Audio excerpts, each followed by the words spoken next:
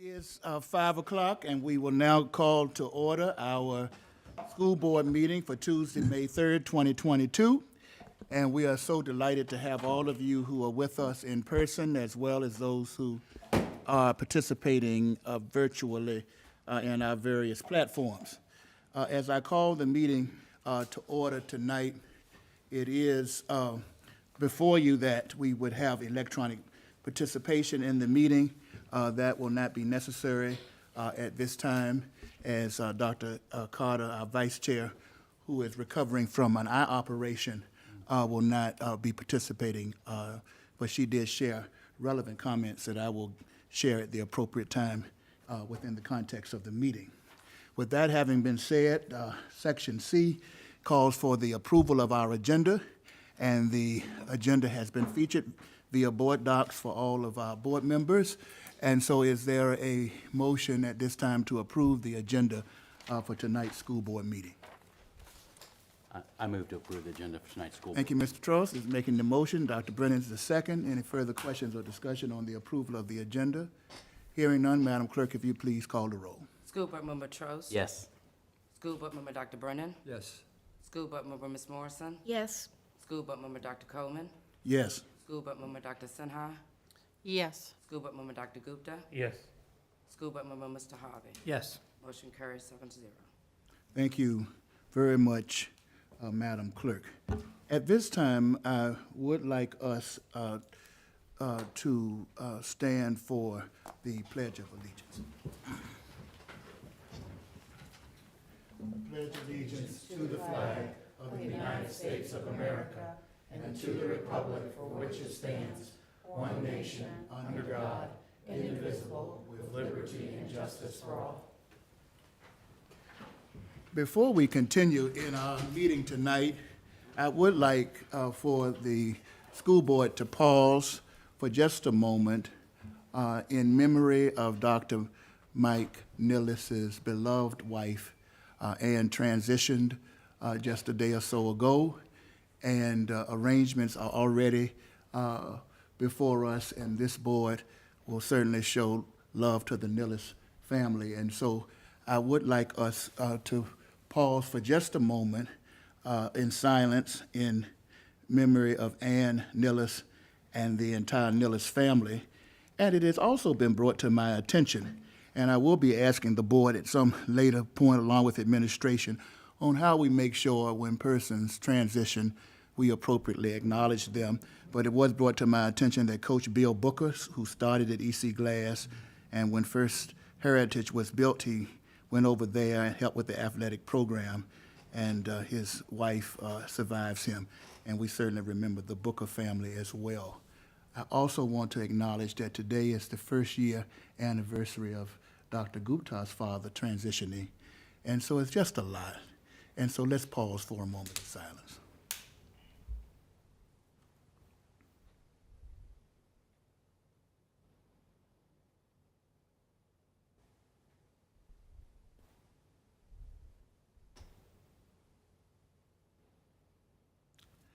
We honor their memory. At this time, we will now move to Section D, which is our public comment section. And we are operating under the rules up to the place of these public comments. And so tonight, persons appearing before the school board will not be allowed to campaign for public office or promote private business ventures, and should not use profanity or vulgar language or gestures, make comments about a public official or any employee that are not related to their official duties, engage in behavior that disrupts the meeting or intimidates others, or address the school board on issues that do not concern the services, policies, role, and/or responsibilities of the school board. Individual speakers shall limit their comments to 3 minutes. A speaker representing a group shall limit their comments to 5 minutes. The representative shall identify the group at the beginning of their presentation.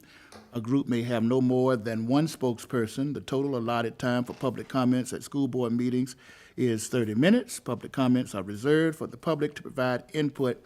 The board does not respond to comments, answer questions, or otherwise engage in discussion at this time. And so tonight I have before me three appears to be persons who are going to speak in person. Madam Clerk, do we have any correspondences via email or voicemail? No, sir. Thank you so much. We first would like to welcome Mr. Tim Burnett, who is going to come and talk to us as an advocate. Welcome. Hello, everybody. My name is Tim Burnett, also known as Mr. B, to the wonderful children I was honored to serve while I worked in the school system for 20 years. Dr. Coleman, your daughter being one of those. Oh, wow. At Heritage Elementary. Wow. I'm here today for two reasons. The first, I would have discussed in an exit interview where my request for that was not honored. On 2/22/22, I officially retired from my position at Sheffield Elementary due to the continued vendetta being held against me by the administration there. It all started over a pair of shorts. In this day and time where the concern should be about the children we serve, about their learning and their overall well-being, but the administration at Sheffield is not concerned about this. They are concerned about a pair of shorts. I had to come to one of you on this board to get this resolved so that I was able to wear shorts during the school day, and I want to thank you here today for doing that. However, this is where the vendetta began. My previous year evaluation was a rave of how good I was, and then I disagreed with the principal and the vice principal, and well, I took a fall from grace. It took Dr. Edwards coming to our school as an acting administrator to get a compliment from an admin for the work one does. Thank you, Dr. Edwards, for recognizing and praising my abilities and not focusing on the shorts I had on that day. So in a time where the school system is looking for its best and brightest to carry forward its mission statement, every child by name and by need until graduation, you should be made aware of the administration that is more concerned with the vendetta than the needs of the children. Dr. Edwards, at convocation when you first came, you said check your title at the door. I took that to heart.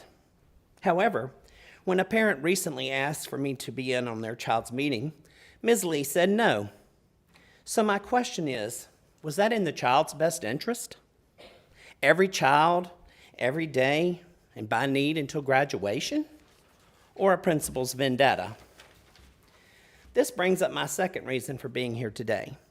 I worked in a room with children who have extra needs. Some of these children are nonverbal. Many issues were reported to the administration about things that were happening in the room that needed attention. For example, one person in charge of the children's therapy leaned over one of the nonverbal children and said, "He can do nothing." Let's not forget, maybe he is nonverbal, but he hears. Do you believe that child thinks that that worker cares about his best interests or his success? Issues can be tough in a school system, but things need addressing by something more than a brief meeting. Every child by name and by need until graduation, you be the judge of that. In closing, you all must act today, since the administration has promised that a second safety swing for the playground would be coming, and as of 5/2/2022, no swing. There are 2 children in that class I just spoke about who are not being provided their least restrictive environment. This swing would be a simple way to start to fix this abomination for these children in this class. I will continue to advocate wherever I have to go until that swing has been installed. This is what every child by name and by need until graduation means to me. Thank you for your speedy attention to this very important matter. Thank you, Mr. Barnett. Burnett, yes. All right, our second speaker is Aaron Reed, who is coming to give us an update on over-testing in LCS, and he is representing the EC Glass English Department. Mr. Reed. Good evening. My name is Aaron Reed. I'm a veteran teacher of 24 years for Lynchburg City Schools, and I currently teach at EC Glass High School. My topic today, I'm representing the EC Glass English Department, and I want to come back to you to talk a little bit about over-testing in LCS. A couple of months ago, I came to you and I provided you with some concerns that the English department had over programs like IXL and other ones. I want to provide you with an update as of May, and I want to do it in 2 ways. First, let me give you some numbers. And I'm going to do this as though you were a student in my class. I teach 11th grade.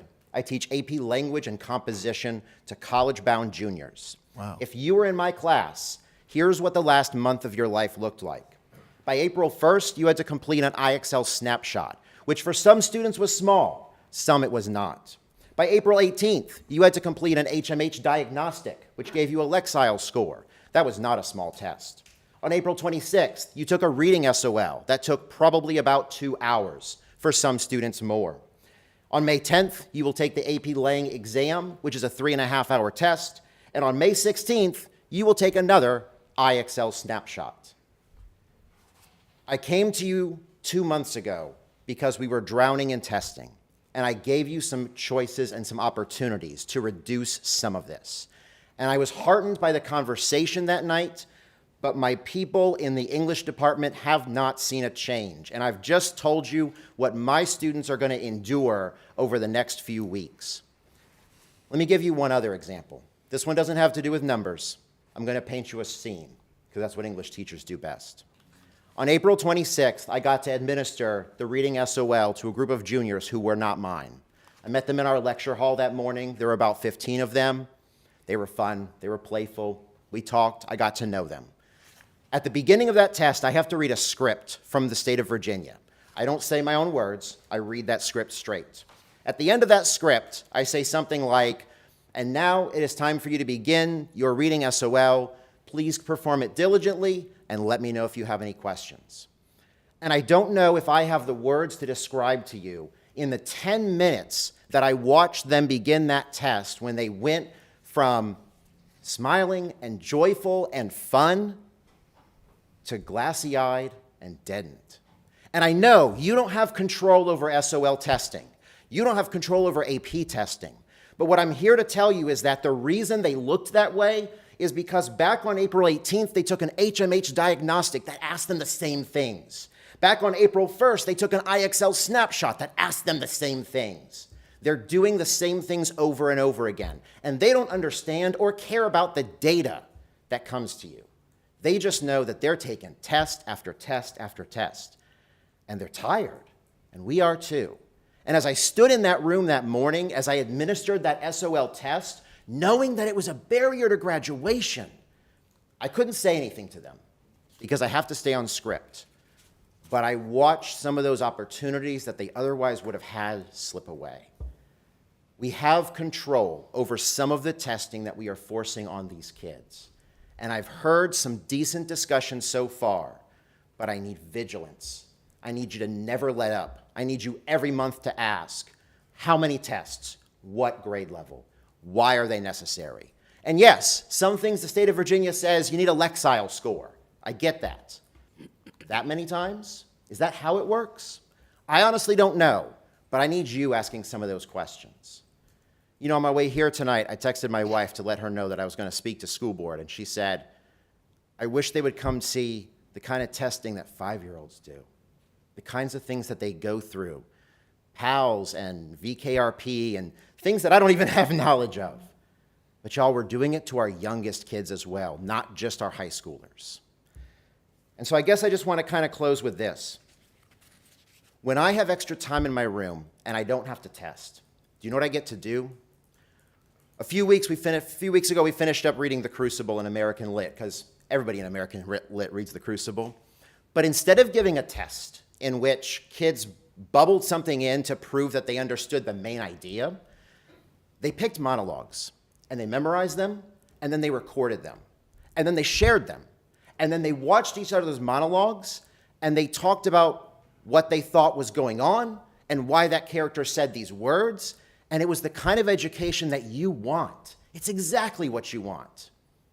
But I couldn't do that last week, and I can't do that this week. And I realize that SOLs are part of it, but IXL is too. Thank you. Thank you so much, Mr. Reed, for being with us tonight. Our last in-person speaker for tonight is Mr. Phil Stump, who is going to talk to us about restorative justice practices and positions related in the budget, and he's representing Virginia Organizing. Welcome, Mr. Stump. Good evening. I'm very happy to be here and speak to you again. We gotta get our new device right here. I'm very proud of our things we have. But they work. They work. I am a resident of Lynchburg since 1980 and the father of 3 children who had their entire education in Lynchburg City schools, and I'm also an educator. By appearing and speaking before the Lynchburg City Council last month, Virginia Organizing strongly supported increasing teacher salaries by 10% and other staff salaries. Unfortunately, the council chose to do so without approving any overall increase in the LCS school budget for the 3rd year in a row. Now we are coming to you to ask that you ensure that the funding for the new full-time permanent staff position in restorative justice and practices system-wide in Lynchburg City Schools remains in the final budget, whatever it takes to do so. Abundant evidence suggests that implementation of restorative practices in place of punitive ones in our schools actually saves school districts money by maintaining students in the classroom, by reducing school violence and teacher attrition, and by creating a positive educational environment. It is one of the most effective methods of disrupting the school-to-prison pipeline that has contributed significantly to making the United States the country with one of the highest incarceration rates in the world. Too often in our society, we spend money on dealing with the effects of problems, such as increased policing and more prisons, money that would be much more wisely spent on healing the causes of those problems. Many studies have demonstrated clearly the effectiveness of restorative practices in doing just this. Please make this staff position your top priority. Please also ensure that the restorative practices are strongly student-led and implemented alongside a robust system of training for all staff in racial awareness. Without such training, we cannot hope to overcome the huge difference in the way students of color are treated in our school discipline practices compared to white students. And I'd just like to add a personal note here. I was raised in Long Beach, California, and went to a high school called Long Beach Polytechnic. And I recently learned from a history that's been written of this amazing high school that in the years after I graduated, this high school went through an intense conversation that is related very closely to the kinds of things that will happen when restorative practices are instituted in the schools. It took 4 years of intense negotiation between black parents and white parents and between different groups of students, and was in many ways student-led. The result of that was an amazing transformation of my high school.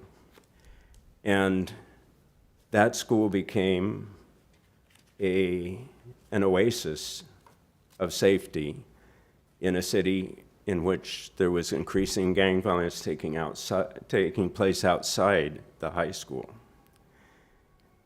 And that high school went from 3,000 to 5,000 students and became quite simply, I'm not exaggerating, the best public high school in the United States by any measure. That can happen here. We are remarkably similar to what I experienced in my hometown, although it's a larger city. We can do this. Do it, please, for our students. Thank you very much. Thank you, Mr. Stump. I would like to thank Mr. Burnett, Mr. Reed, and Mr. Stump for your passionate and well-delivered remarks tonight to the board. Thank you very much. We will now move to Section E, which is our student representative comments. And I know every board member will join me in saying this has been an outstanding year in relationship to the participation from our student reps. And this will be their final meeting with us in this context as a board. And so this is very special for us. And so what we're going to do is first allow Jaden Scott to share from EC Glass as the student representative, and then Eugene Kim from Heritage High School student representative, in that order. All right, good evening, everyone. I first want to say I'm so glad to be back here, actually in person. It's actually the first time I've been this close to everyone before. So I really get to see everybody's face. So good evening, and I hope everybody's doing well. So to start off tonight, I want to touch on Teacher Appreciation Week. So that is going on this whole week at ECG. We will be extending our gratitude to all of our amazing teachers as well as our faculty and staff. We just want to take this time to say thank you to everyone that has come to EC Glass, volunteered, the teachers that come in and day out, stay extra hours, show up at 6, leave at 6, you know. It's a loaded job. There's a lot of responsibilities that come with it. So we do want to take this time to thank everyone that has participated in our school. And we are also doing a Spirit Week this week. Yesterday was Barbecue Dads versus Soccer Moms. So we had some really good pictures come out from there. I'm waiting to get them back. And then I know Friday we're wrapping it up with an Adam Sandler Day. So I'm excited to see how all of this goes. And for our teachers, on Thursday we will have a fiesta for their lunch, and it will be walking tacos. And so now moving on to our annual yard sale. That is back. It has been on pause for a couple years now, but this is something that we do annually. And so if anybody is looking to do a little spring cleaning, get some things out of the garage, out of the basement, this is the perfect opportunity for you. As far as students go, if you need any volunteer hours, this is also the perfect opportunity for you. Donations and any profits will be dispersed in our own community through the Boys and Girls Club, or they will be sent to our sister school in Africa. If you do have any questions, Mrs. Patricia Worsham is in charge of everything, so you can find her on the LCS directory, and I'm sure she'll answer any questions that you have. Moving on, we do have an announcement just for AP and SOL testing. It has been touched on, so I'm sure everyone is aware. It's going on this week for the rest of the month. If you're in those classes, make sure that you're checking the schedule to know when to be there and when you need to take your test. Location is important, dates are important, times are important. So I do want to wish any Hilltopper taking on any test good luck. We're all cheering you on. And then as far as SAT and ACT testing goes, the dates left for this year are very slim. So if you are still waiting to get those taken, go on ahead and register, get signed up, and get that on. And then we have the Beacon of Hope. This week, we are also honoring our seniors and their next steps for college. And so May 1st was Decision Day. And so for the rest of the week, if you go by the Beacon of Hope in our Future Center, you'll be able to pick up a goodie bag, and you'll be able to take a picture of you and your school. Now, just because of like congestion and all the traffic, there's going to be it's going to be done by alphabetical order. So Monday will be a certain letter, like maybe A through Z, not A through Z, maybe A through M, something like that. Make sure to check your emails to see when the best time will be for you to go. But yes, they also want to recognize anybody going into the trades. It is not just for college. Any next steps, the Army, the military, wherever you are going, we are so proud to just see you all walking the stage and taking on the next steps. And this one, I don't even think it needed a title. We had prom last weekend, so I wanted to include some pictures. It was at the Fine Arts Academy, and when I tell you, everybody had an amazing time. It was carnival themed, so in the lobby there were character artists, there was photo booths. It was an amazing time. I know everybody was so glad to be able to have a real prom this year. We were able to be in person. And so I do want to give a big shout out to our prom king. He is in that top picture with the blue jacket on. His name is Marquise Graves. He was our prom king. And then Emily is not pictured, but she was our prom queen. And also, Mr. Trost's daughter, Miss Vivi, she was runner-up for prom queen. So I do want to recognize her as well. Yes, it was a wonderful experience. Right, everybody had an amazing time, and so I do want to say thank you to EC Glass. Thank you to any and everybody who approved this. It was amazing. All right, and then the most talked about topic, graduation. It is coming up very, very soon at the end of this month. Heritage High School and EC Glass will be graduating. So I first want to say congratulations to all of class of 2022. We've come a long way, and all our hard work is finally paying off. So congratulations. Make sure you stay on top of your emails, Google Classroom, anything like that to stay updated. And then our awards, I do want to give a congratulations to Miss Ellen Tyler. She won Teacher of the Year, as well as Miss Crystal Rawson on winning Support Person of the Year. Once again, EC Glass is so thankful to have people like this in our building that we can celebrate and we can admire and look back and say, oh my goodness, look at all this work that they're doing in our school. We're so lucky and so thankful to have each and every one of you as Hilltoppers. So thank you so much for that. And that is the end of my presentation. I do want to remind everybody, together we keep climbing. So I hope y'all have a great rest of your night. Let's give her a hand.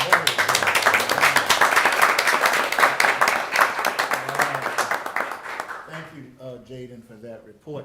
And I don't know if I ever looked as good as those young people up there. I know I did. All right, Eugene, we're so glad to have you tonight. And go right ahead. Well, hello, everybody. My name's Eugene Kim. I'm the Heritage High School student representative. This is actually my first in-person school board meeting. So cool to be here, and thank you for having me. First of all, like Jaden said, it is Teacher Appreciation Week, and I just wanted to say, and I know this is a shared sentiment by everyone at Heritage, we are so grateful for all our teachers and staff members at Heritage High School. We thank you, and we are really appreciative of your hard work and dedication to us students.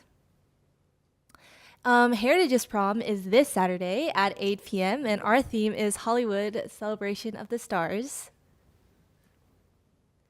And the Heritage High School National Honor Society will be holding a Mr. Goodies fundraiser Friday, May 13th from 6 to 10. 25% of the proceeds during this time will go towards the American Cancer Society.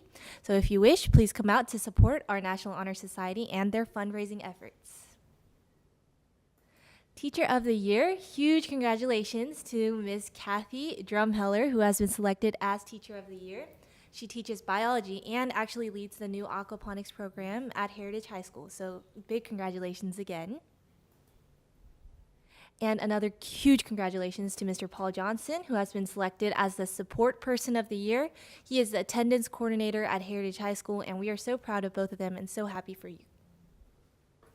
Congratulations to Frankie Hickson. I discussed this in a previous presentation, and he has signed with the Saskatchewan Rough Riders, so another huge congratulations. We're so proud of our alum. And another congratulations to a Heritage alum, Makai Tyree. He is a part of the James Madison University Marching Band for the next school year, and he will be there as a drum major. So huge congratulations to you both. And now the next few slides have pictures of our outdoor track and field team seniors. And I've always said this, but we are so proud of you seniors. Thank you for your dedication and your hard work. And yeah, we're so happy and so proud of you. Next slide is in some more pictures. And then last but not least, this past Sunday, we held our annual LCS Senior Honors Recognition Reception at the University of Lynchburg. And huge congratulations to the top 15 seniors of both Heritage and EC Glass. We are so proud of all our students at both our high schools. And thank you so much for having me this year and tonight. Thank you so much. Thank you.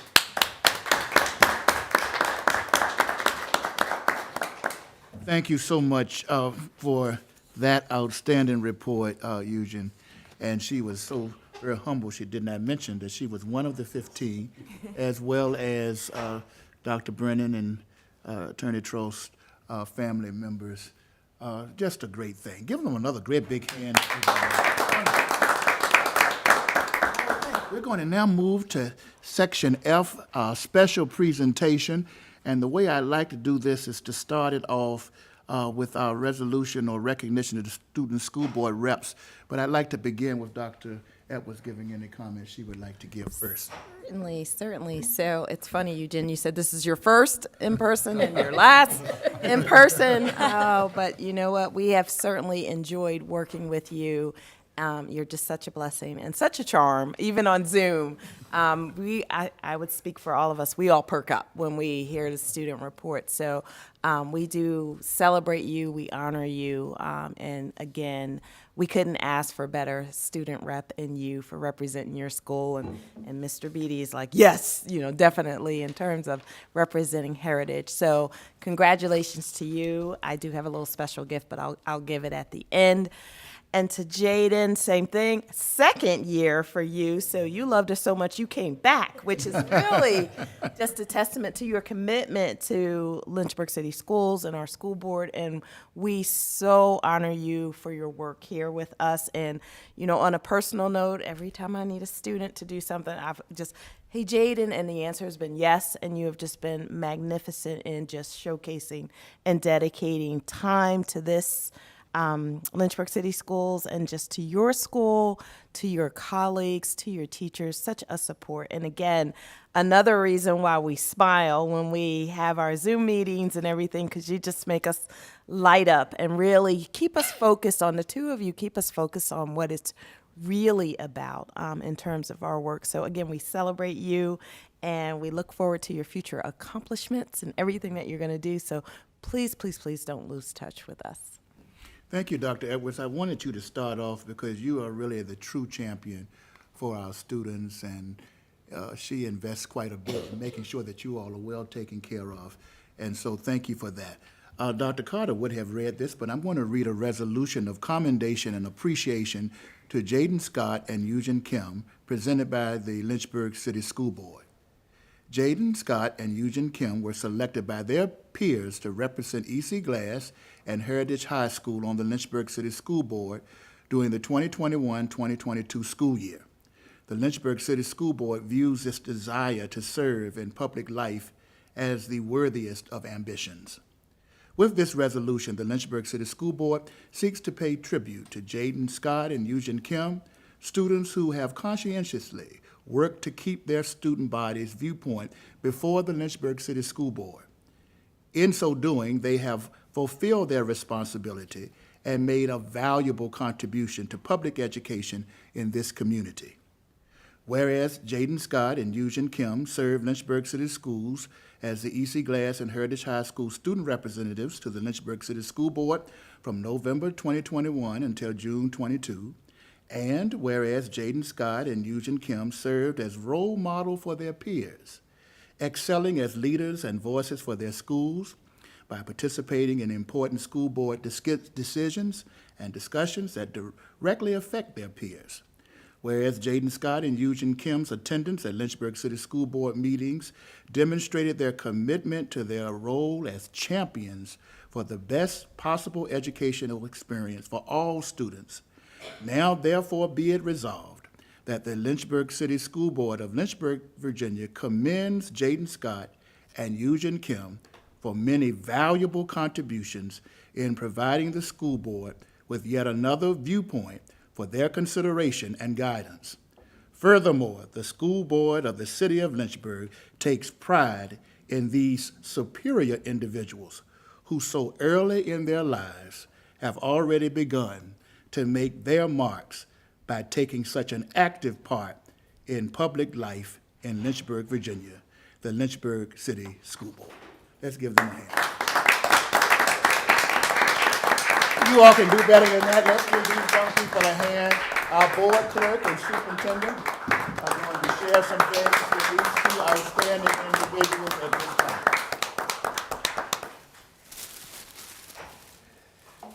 Deputy Superintendent Pugh, I don't know if anybody can take a picture for us when they finish, get them in the middle so that we can have that.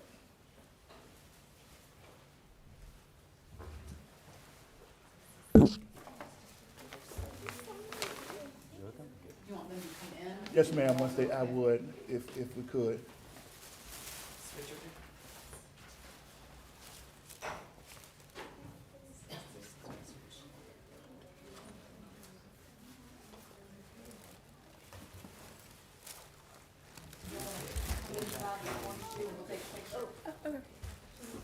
No, you can leave there.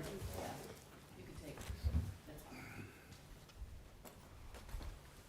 Come in, yeah, come inside the horseshoe, and they're just gonna scoot around. We'll scoot around. Come on, Bob, so y'all can be seen. Y'all is more important.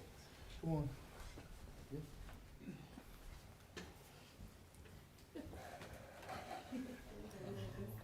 Won't go on our Hall of Fame, right? 20 years from now. 1, 2, 3. Let me get one more. All right. Oh,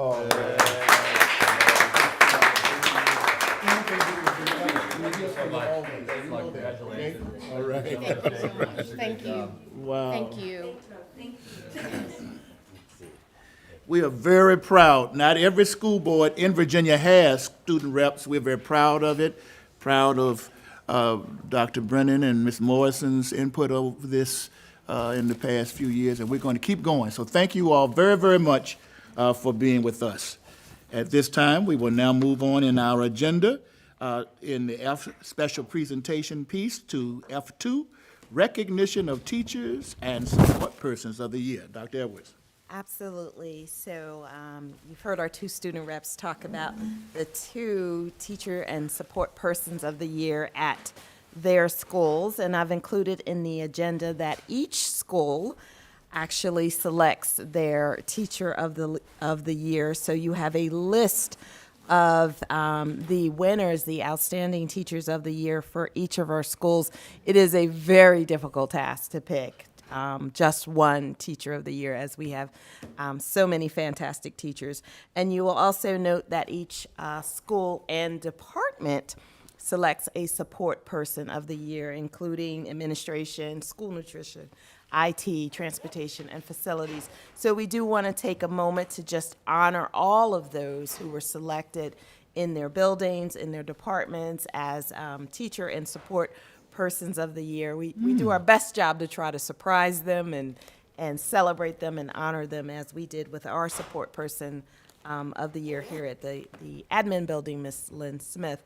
And from that, and I'm so glad that I am not on the committee that has to look at the applications of all of the Teachers of the Year from all of the buildings and then select one.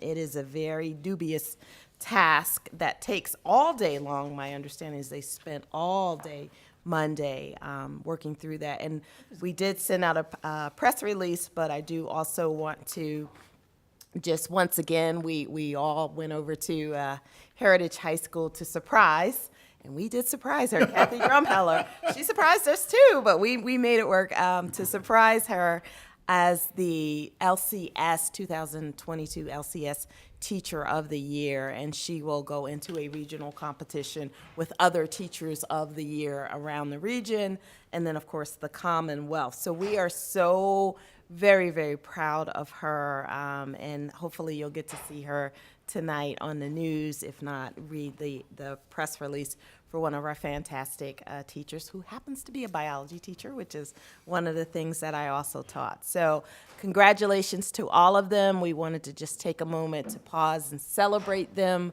recognize them, and wish them the best as they continue to serve our students. All right, well, this is more than a perfunctory clap, but boy, can we clap and just be appreciative of those persons. Ms. Morrison. I had the honor of serving on one of those selection committees, and it is hard work, but it was the best day to sit and talk to those teachers from every school and hear about their love for children and for teaching and the extra miles. It just made me feel good. So if you ever have that opportunity, please accept it. It is a challenge, but it is so worthwhile. So thank you. Thank you, Ms. Morrison. Dr. Brennan. And I just want to follow up saying that I had the privilege of representing the board on the committee this year, and it really is terrific. We interviewed 18 people from all schools, including the virtual academy, including Hutchinson Early Learning Center. Took all day. It was well organized, but the teachers were all phenomenal, and it's so difficult to make this decision, but I think Kathy Drumheller, who got the nod, really is a tremendous teacher and is going to be a great representative for our schools, and it was just a lot of fun to do that. So I agree with Ms. Morrison. If you have a chance to do it, please do so. But it's really a treat to hear what the teachers love about the students, about our schools, and what they have to offer the students. Outstanding. I want to thank both of you for your service. It's an incredible thing to be a teacher. I am who I am because of my parents who taught their adult lives. All right, Section G, Finance Report. Dr. Edwards. Absolutely. So, Monet Davis, our interim CFO, is not with us, but we have the very capable Assistant Director in Barbara Ripe-Kima. Is that right? Okay, Yes. Right. Who is going to go over the finance report with us. Good evening. I believe the finance reports were in your board docs. Real quick, fiscal year 21-22 operating budget. Pretty much running as we expected. We did receive an additional $400,000 in revenue. That was actually carryover from last year that was finally approved by the city and sent back to us. That is earmarked for 3 very specific projects, and so that is already in the process and working. For revenue and expenditure summary, our revenue received to date is 65.2%. Our expenditures to date is 64.17%, and our expenditures, including encumbrances, is 91.53%. We are closing out the year, so we're encouraging people to get those final things in so that we can really know where we stand for sure as the children graduate, so we can move forward into the summer. For the year-to-date health insurance summary, again, for March, we were $1,806,000 short. Unfortunately, it just keeps happening. It wasn't as bad, but we were short again in March, and we look like we probably will end up being a little short again in April as well. Again, most of that will be covered with benefits and unfilled positions, so it is managed within the budget, but it is outstanding. The only other thing to note is on the expenditure report, there was one very large negative that Ms. Davis wanted me to point out. On page 4, there was a $502,000 negative for materials and supplies under expense code 8100. That was due to a grant that we had received, but we had to basically put forth the purchase order to receive the money. And so that's already been put out, so it showed up 1 month on our books, but otherwise it's taken care of and it's not an actual, I guess, expense cost to us that's going to be lingering. So are there any questions?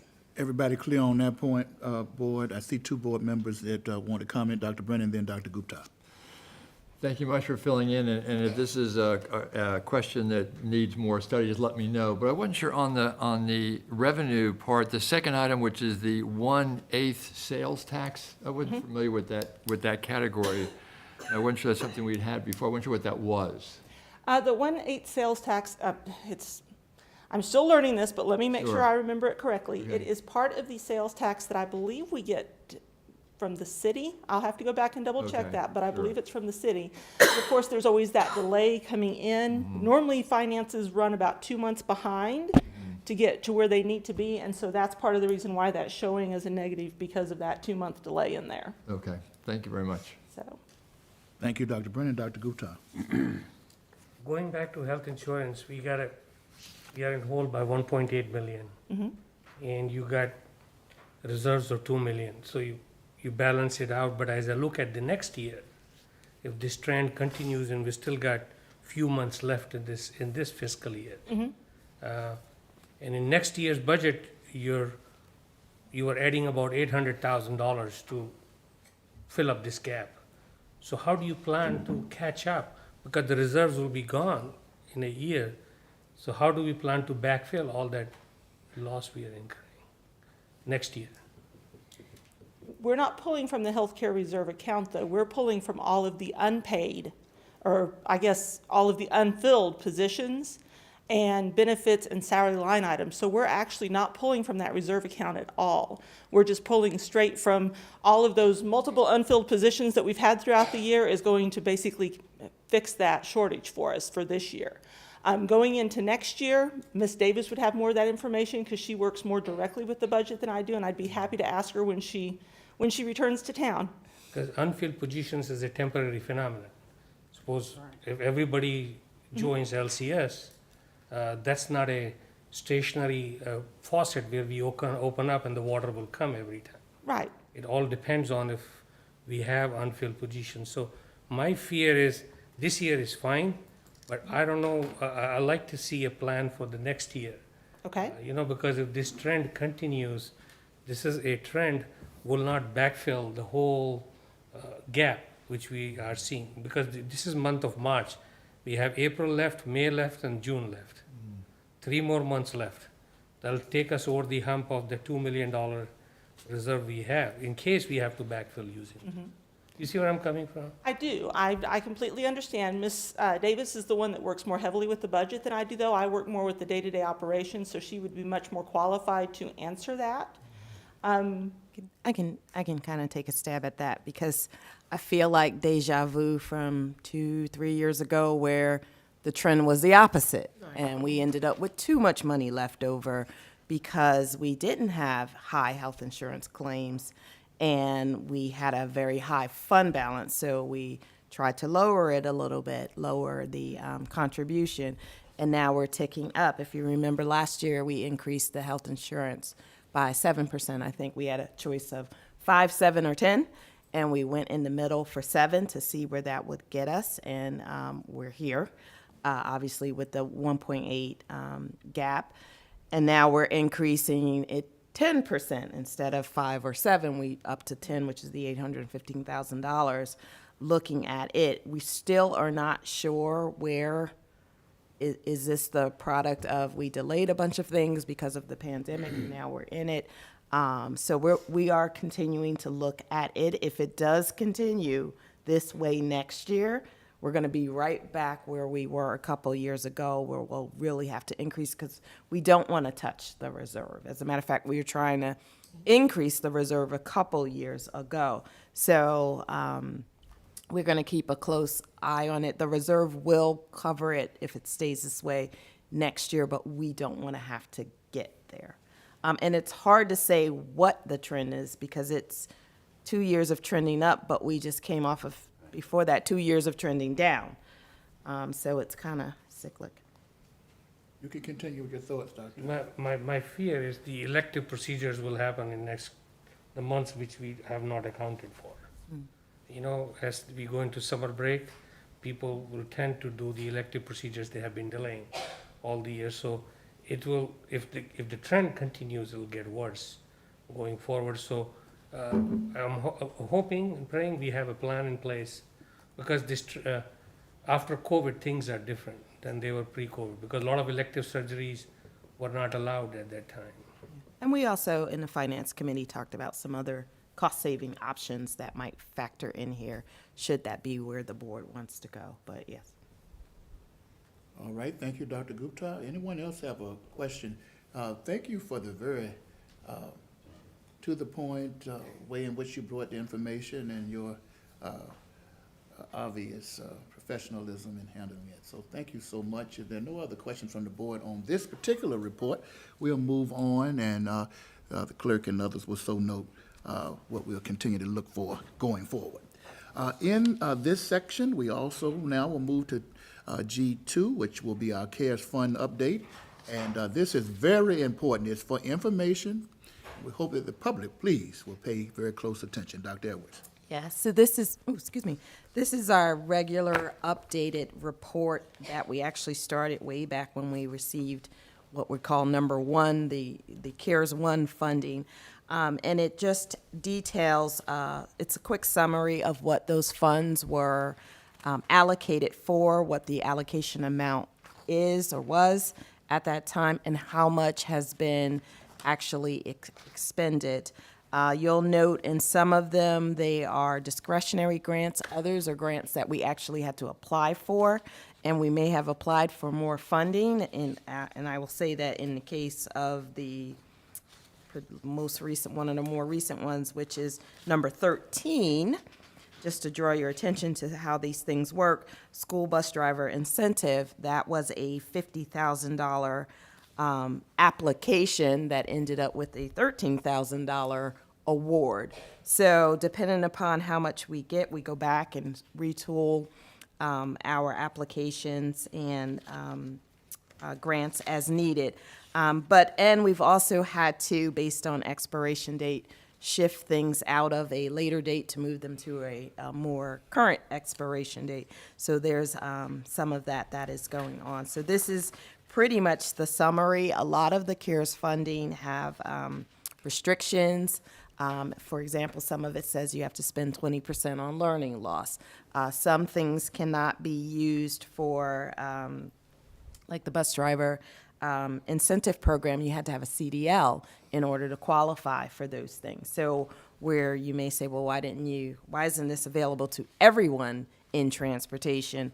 We don't always make the rules for all of these funds, but if there's money available, we're going to apply for it and try our best to get it. So we'll continue to update this report, and usually we get a reckoning towards the end of the school year when a lot of the receipts come in, and we can clear out some of the encumbrances for it. Question. All right, I'm going to go right to you. Go ahead, Dr. Gupta. I think I saw your hand first.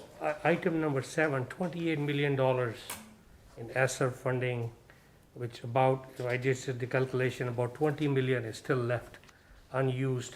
That's a great thing to reduce the learning loss or achievement gap. So I'm assuming we have a plan going forward in next 3 years, how to utilize that money to reduce the achievement gap as we move forward. I believe some of that is summer program, is that? Some of it's summer programming. We also have the programming that happened this year, which will continue to happen in our schools that they are doing either before, during, after school, tutoring, mentoring, those types of programs that have been very specific and targeted to students to decrease that learning loss and bring students back on track. So we have, I think almost all of our schools, if not all of our schools, participated in and got some funding this year in terms of having tutoring initiatives. Again, some were before, during, after school, and we'll continue to do that for the next couple of years. So it's very targeted use. They have to collect data. They need to keep logs of the students that they see and the time that they're spending with those students. So Ms. Compton, do you have anything else to add? Christy Compton, who is our grants coordinator, is on Zoom. If we've not answered anything, please jump in, Christy.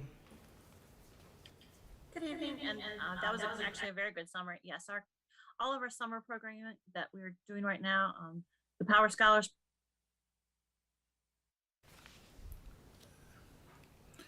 Yeah, okay. And we also have the tutoring that took place as well. Yeah. So, there's also a lot of staffing that will be second and third year initiatives. So we intentionally have them running for the first year in CARES 1, and then to continue those positions, they'll be running again in CARES 2 and CARES 3. So we've saved it for the third year to sustain some of those positions as well. We're very strategic. Follow up, Dr. Yes, I do. No, Dr. Edwards yesterday mentioned in community conversation, when you were in strategic plan for Business Alliance, the key thing was CTE program. And I know this summer programming after school is sort of a boxed in approach of dealing. Sometimes the loss is non-recoverable, maybe redirecting it to, so are there constraints in this funding, so cannot be redirected to programs like CTE, grow that program, provide these kids a job opportunity to be productive citizens? Not too many restrictions. I mean, some might be on the teaching part of it just because of certification. If you're looking at like working with businesses directly, having business folks do it. We've been real cautious about, and here's the joy and the not so joy of having a lot of money at CARES. When you start to supplement programs, and again, I'll be just totally transparent, we're doing it with the virtual academy. There's an example of something that we are supplementing. When these funds run out, we have to make decisions as school board to how to continue supporting the things that our children like. So to the degree that we can fill in some gaps is great, but to the degree that we start new programming, and if you notice when we made our proposal to purchase slots at the CVCC CTE Academy, we did it through operating because it's something that we want to continue to sustain, and we're very cautious about doing that. But we can certainly, I mean, if we find ourselves where we have an overflow of students that were interested, we have been doing that, and Christy has been great about being extremely flexible about here's where we can shift some money to support students there in these programs. And while I have Christy sitting there, and you can see the numerous amount of, this is just CARES funding. It's not Title I, Title II, Title III, Ed Foundation grants, or any other funding. This is the only person that we have in the division who manages and keeps track of all of the grants, not just the money, but the real reporting that goes along with it. And sometimes the reporting restraints are immense, and I know Aaron Reed was here talking about data, and testing, and a lot of these programs, the funds, we have to show some data showing how students improved.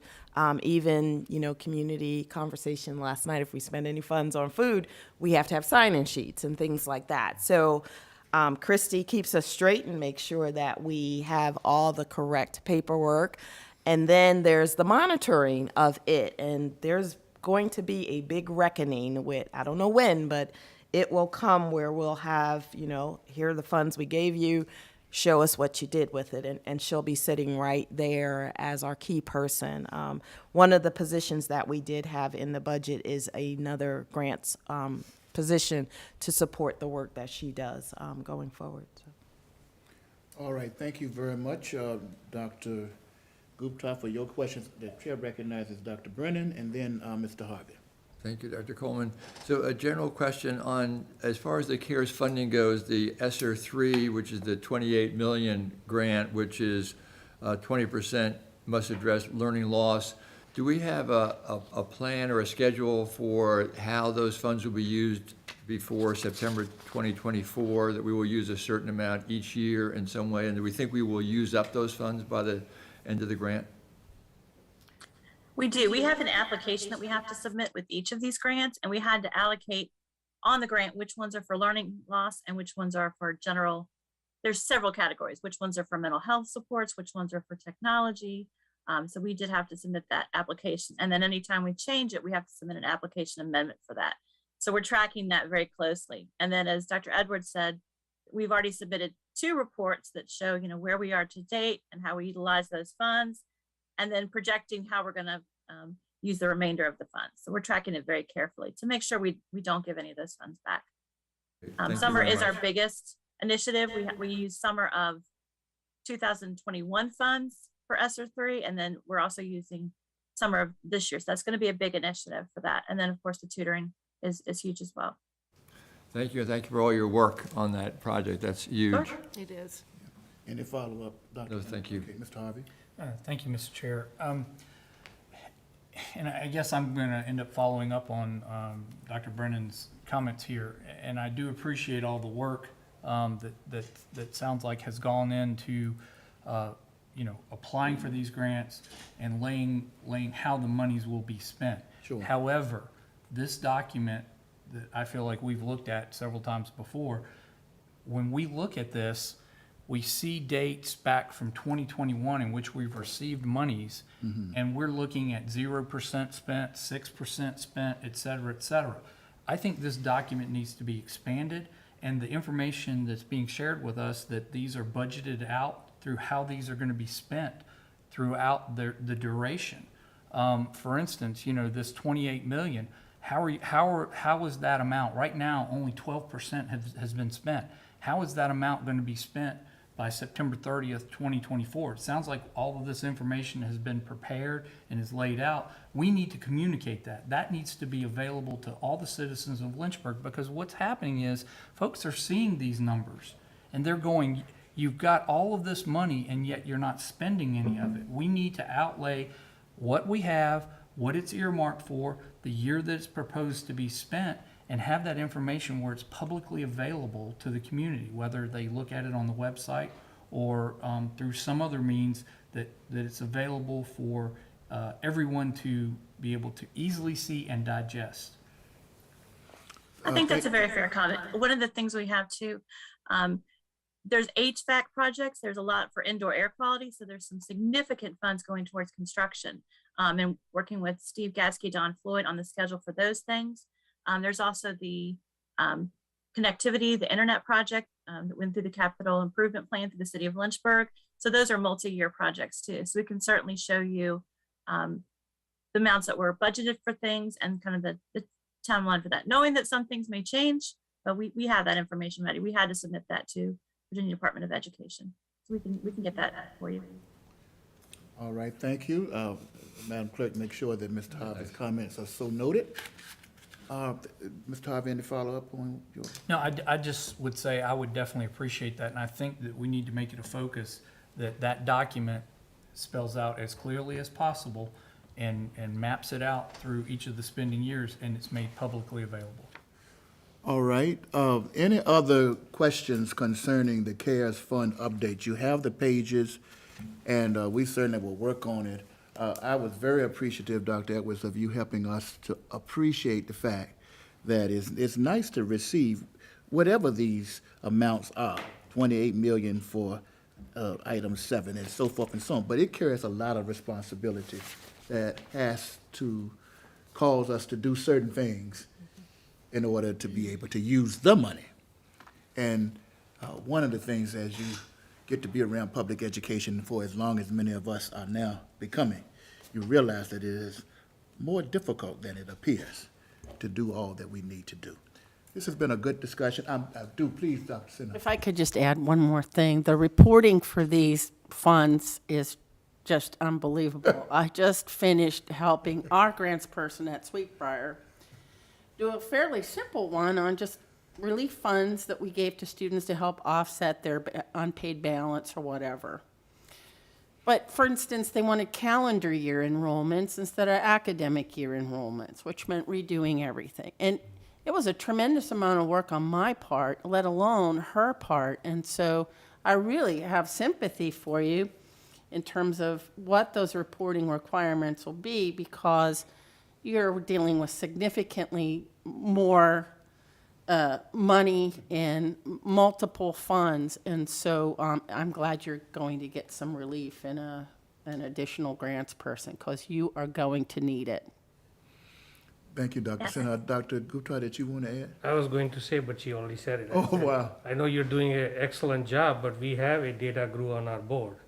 So if you ever need help. Well, Go ahead and send me all of your contact information. Well, the chair dittos that. Thank you, Dr. Sinha and Dr. Gupta, for your remarks, and everyone around the table. And I do want to turn around and tell you, in the Finance Committee, everyone was just talking about, you are the expert, and you've got such a great level of competence about something this huge that could be very overwhelming for many. So thank you for the fine work that you do. All right, now we're going to move to the consent agenda, and our Section 8 contains minutes from the April the 5th school board meeting, April the 19th work session. It includes a religious exemption, and all reporting documents are in place, members of the board, and a human resource report. What is the pleasure of the board concerning our consent agenda? Mr. Chair, can I ask just a point of information related to this? So we frequently have, this is talking about the human resource report specifically, but we've talked before about exit interviews for staff. Is that process in place through the personnel department, human resource department, to do exit interviews? That was something I was going to discuss tonight during my superintendent evaluation. Thank you very much. Thank you, Dr. Brennan. What is the pleasure of the board concerning the consent agenda? I'll make a move to approve the consent agenda. Motion. Dr. Brennan has made a motion to approve the consent agenda. Is there a second? I second. Seconded by Mr. Trost. Any further questions or discussion? Yes, Mr. Harvey. I would like to make one comment. Sure. You know, each month we see these, and I hope everyone is analyzing and looking at these, because we are losing folks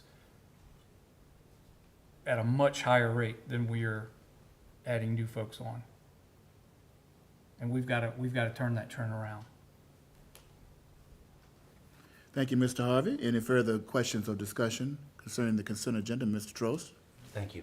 Just to follow up on that, but my understanding was, and correct me if I'm not understanding it properly, is it based upon the contract term, and we were pushing people to make decisions with respect to the contract earlier, is why I'm seeing a little bit of a uptick in the number of departures versus the inflow of new hires. If that's not correct, let me know. But that's kind of how I felt a little better about the uptick. I agree with you, Mr. Harvey, that we were seeing a lot more departures than we were of inflow of new hires. Am I comfortable with that, or is that not correct understanding? You can be comfortable there, but I will once again just publicly state across the nation, there is significant concern that folks, I'll just say folks, are leaving the education profession. And take Lynchburg City Schools out, Google, just look at stuff, and you'll see what we as school superintendents are facing, what they're calling the Great Migration, the baby boomers are leaving. I mean, perfect time to retire. There's all different things that we are dealing with, which consequently will have the effect of where you may have seen in the past, you can fill a lot of the positions with veteran experience, talented staff. You have a competitive job pool when the applications come up, and our HR director is sitting here, and I've shared some stats with you.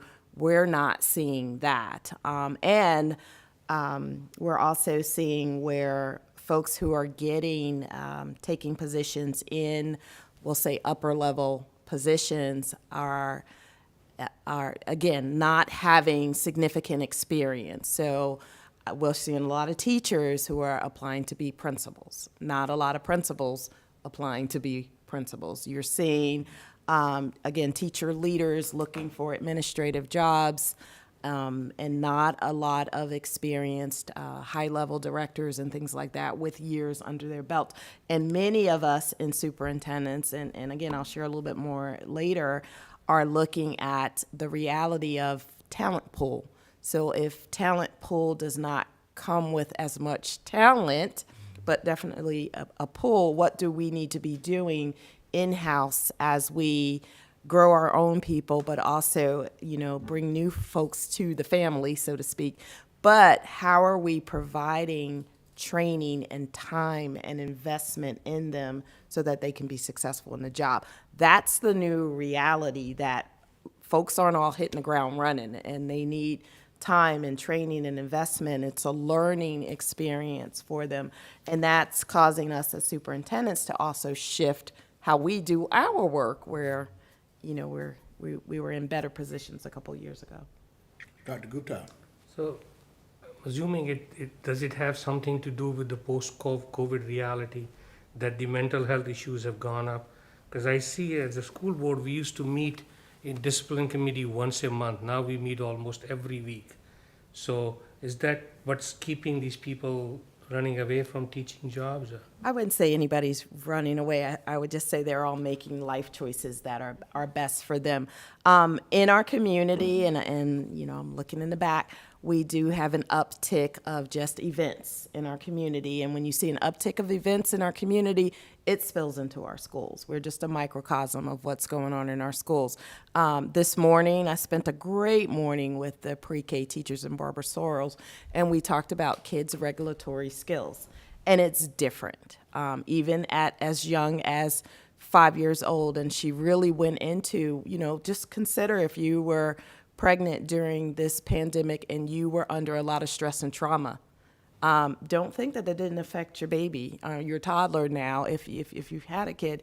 And those are the kids that are coming to us. And what's our skill set? It's not always trauma.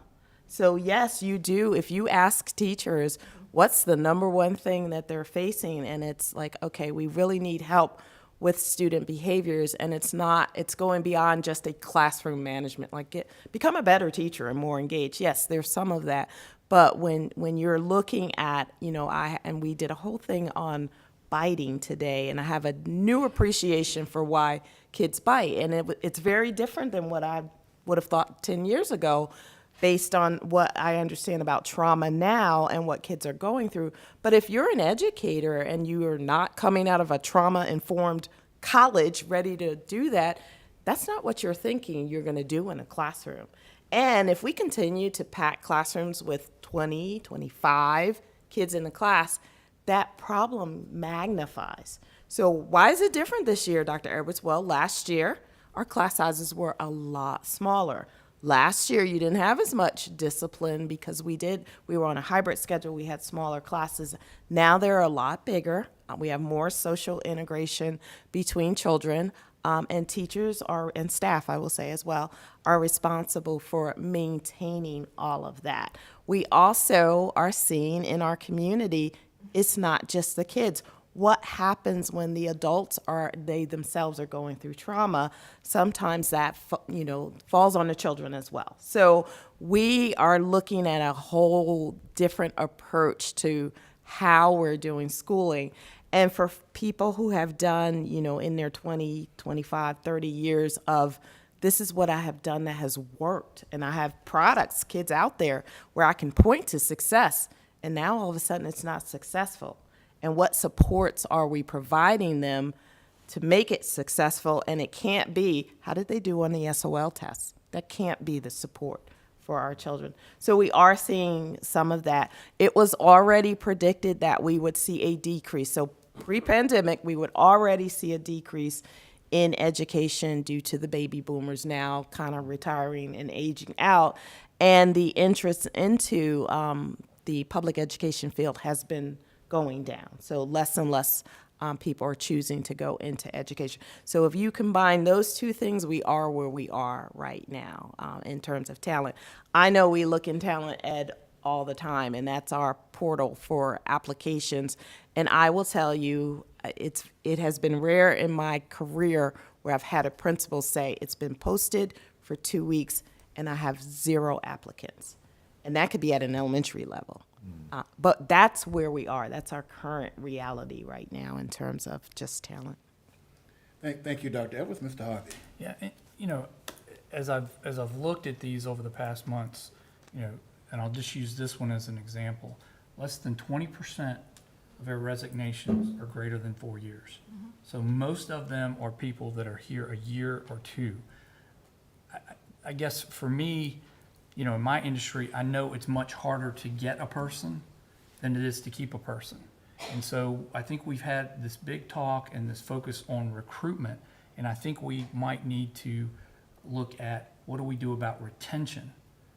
I think that's a critical piece on this because, again, if we have a lot of folks leaving us after 1 year or 2 years, I think hopefully exit interviews would give us good information. What is the reason? Is it trauma? Is it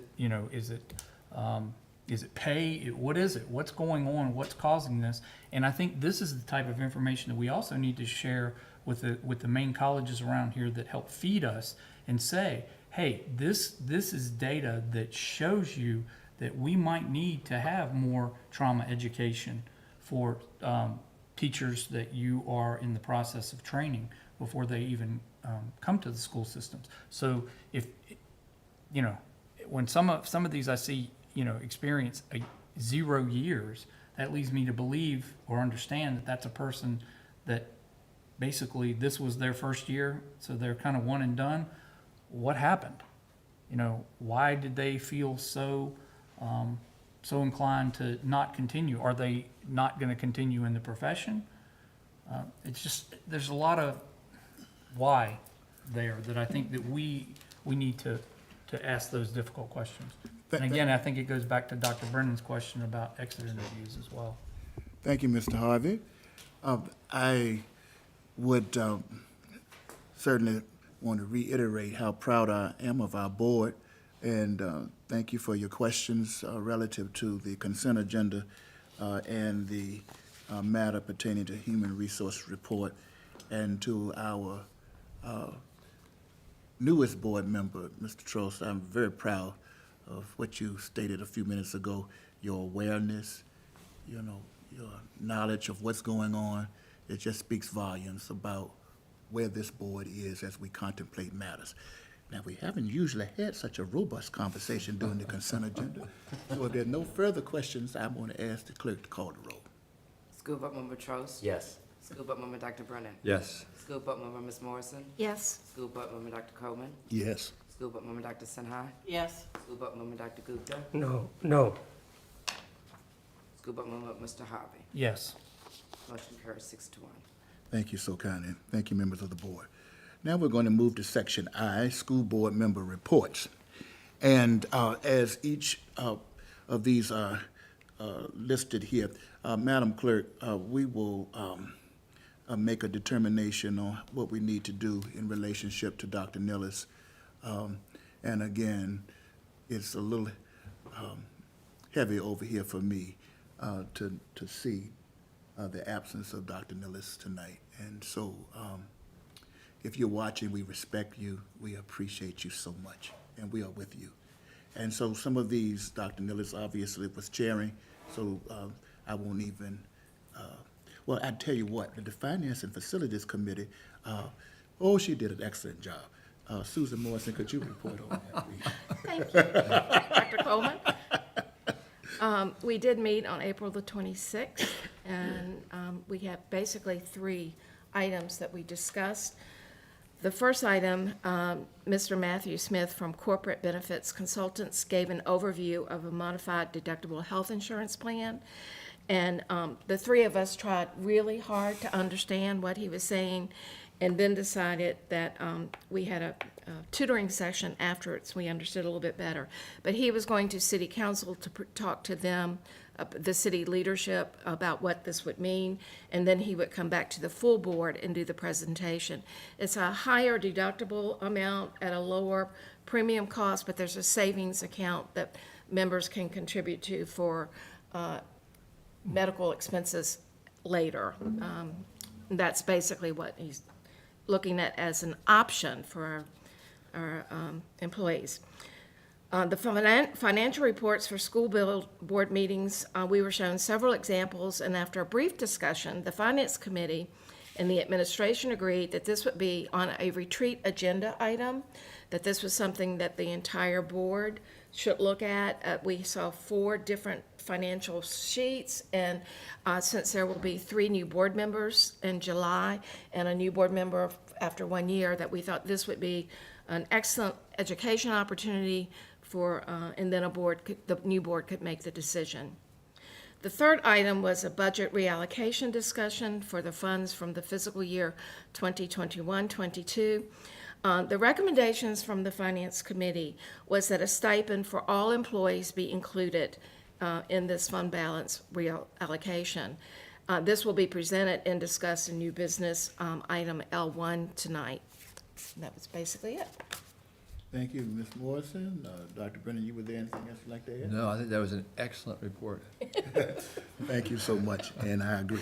All right, the governor's school, Dr. Gupta. The meeting is tomorrow. They were struggling to have a quorum. I think 2 members will be absent, so I'm hoping it'll be tomorrow.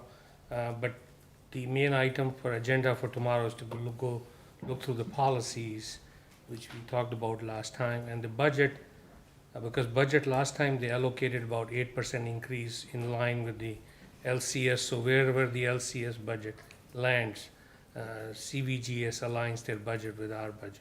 So everything is sort of in a status quo till the budget is finalized for the Lynchburg City Schools. Thank you, Dr. Gupta, and thank you for how you are continuing to challenge, and excellence is coming forward even the more for all students participating in that program. Thank you for your service.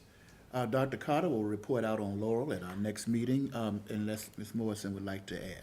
I'm actually attending that meeting tomorrow for Dr. Carter, and we'll share the report with her. They're also discussing budget and new programming. Madam Clerk, if you could so note that for us, we appreciate it. as it relates to the STEM Academy. We go right ahead, Dr. Edwards. We did not meet, but the STEM Academy had their Academy luncheon and internship presentation on April 27th, so I got to pop in and see some outstanding presentations from our students who participated in the various internships within the businesses. If you haven't attended that, that's something to see, just to hear from the kids. They were absolutely excellent and exciting. STEM Academy graduation is on May 10th for anybody who wants to attend, and our next meeting is May 24th. Thank you, Dr. Edwards, for sharing that with us.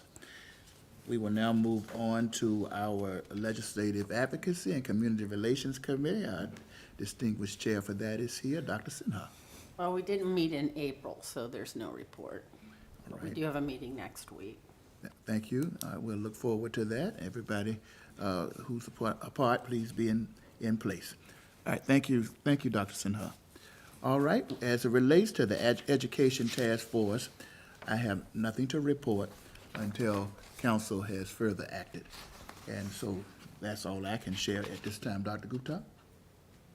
I thought we met every day, and the volume is too high to report.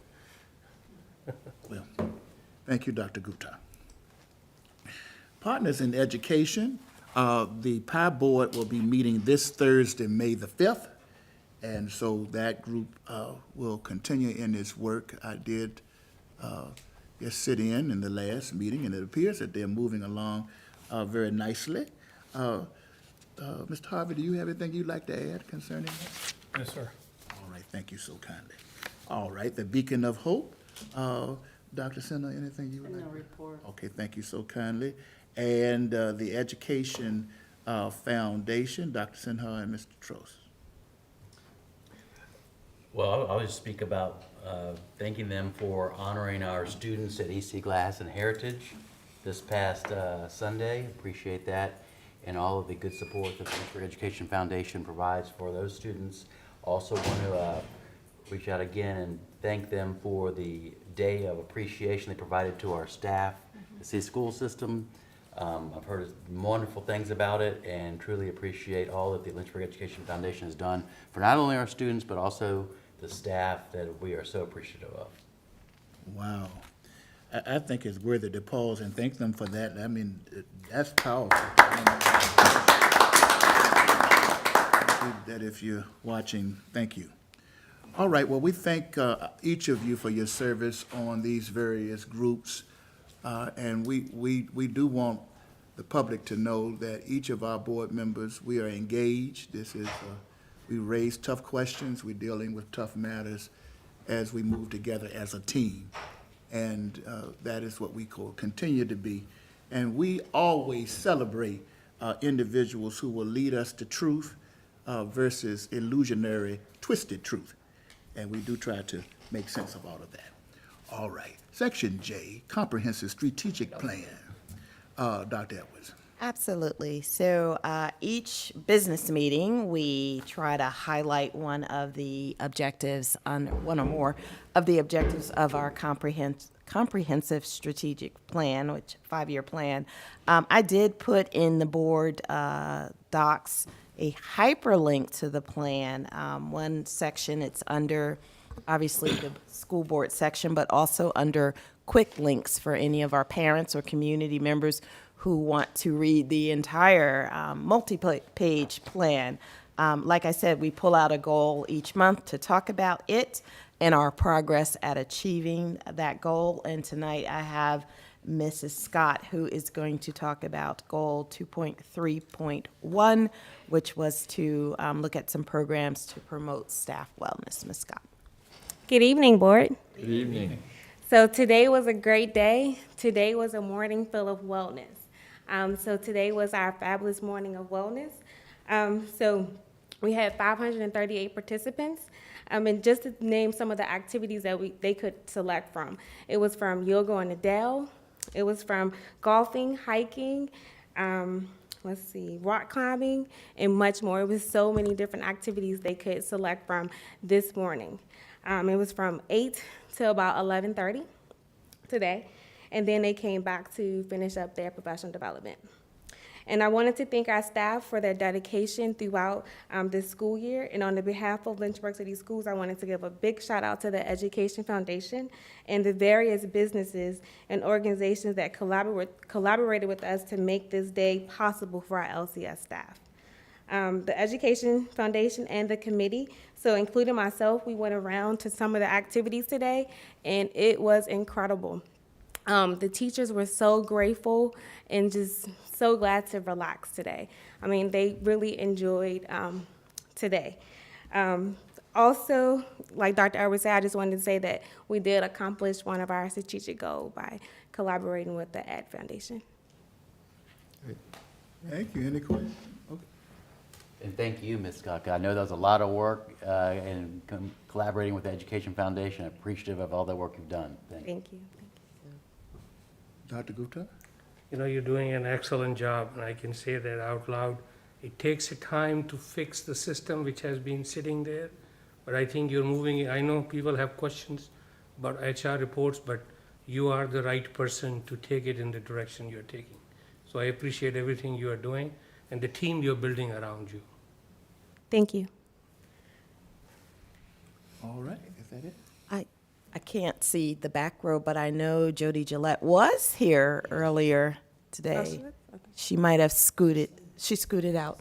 Okay, but just a huge thank you to Jody specifically, because she managed the workload. She went out and hit the town and solicited a lot of support for businesses. And we didn't say the magic word that this was all free for our staff. Yes, What a wonderful, wonderful way to start your morning, and also make connections in our city. And that would not happen. I mean, this goal isn't on there, but we do have a community partnership goal, and the Ed Foundation is one of our biggest supporters, and they go hard and heavy for us all the time. And Jody works extremely hard coming off of yesterday's event, right? The senior honors, and rolling right into early morning this morning being out and about. So I know she scooted out, but we wanted to just personally thank her, thank the Ed Foundation, thank all of the businesses that always say yes to Jody when she comes out and asks for support. We do appreciate that.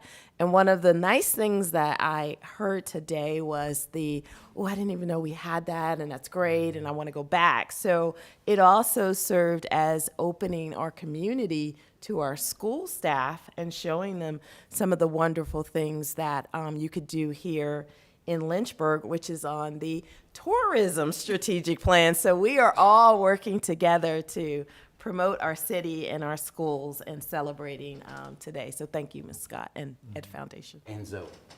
Thank you. Yes, Zoe. Yeah. Yes, and Zoe. I'm sorry, Zoe. I just wanted to chime in because today I was in Roanoke with school leaders from 22 other school divisions across the Commonwealth, and I had two approach me this morning at the start of our seminar asking about our day of wellness, our morning of wellness, because they had seen it on the local news.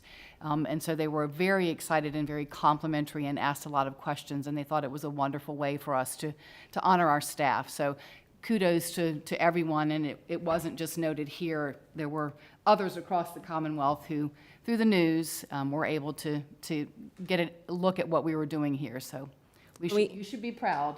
Thank you. And we also sent out a survey to everybody that participated so we can get some feedback for next year. And I know when I was out there today, they really want to do it for next year, so they are already planning for next year. So it was really, really great.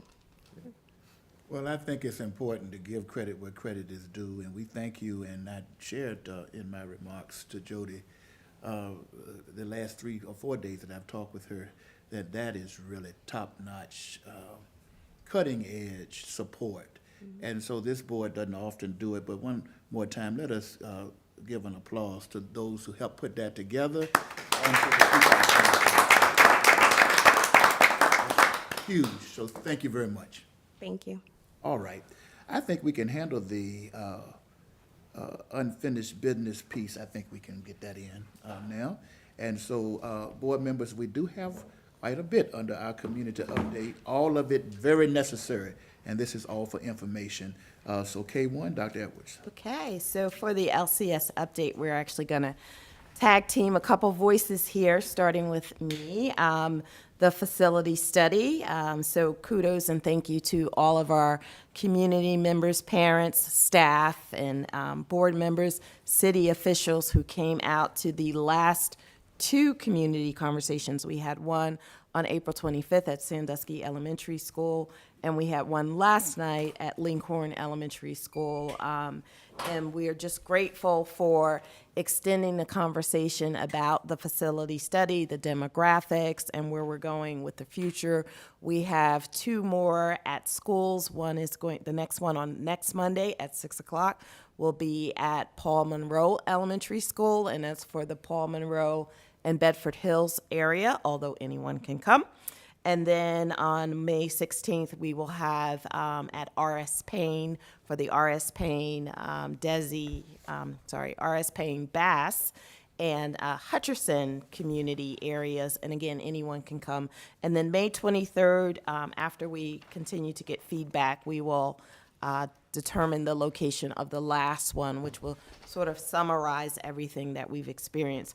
I do like to give a shout out right now to Ms. Reeves, the communication team, and my teams at the table, because between Monday, April 25th, the first one, and last night, we ended up with babysitting. We got some community volunteers that also stepped up to help out there.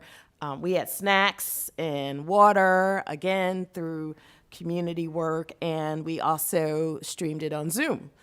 Something that they were able to put together in a matter of 4 or 5 days to quickly get that together. So, and that's a result of, thank you everyone who attended April 25th, their feedback. So the whole purpose of this is to hear from you, and I will once again address the community in saying we are looking at primarily our elementary buildings when it comes to facilities, but our entire division when it comes to programming. And as much as we can be excited about a new school or new schools, new construction of an elementary building or buildings that are about 700, 750 students as being the ideal size, that does come with considerations for school consolidation, a reason for you to come out and speak and talk with us. Rezoning possible, reason for you to come out and join us, and even school closure or school reassignment repurposing. More reason why we need community voice. And those families whose children attend our schools, please, please, please, we're asking you to join us by Zoom. We are posting all of our information on our website. Ms. Reeves and her team is compiling all of the feedback that we receive from each of these community conversations. And this would not be possible if it was not for our partnership with the city.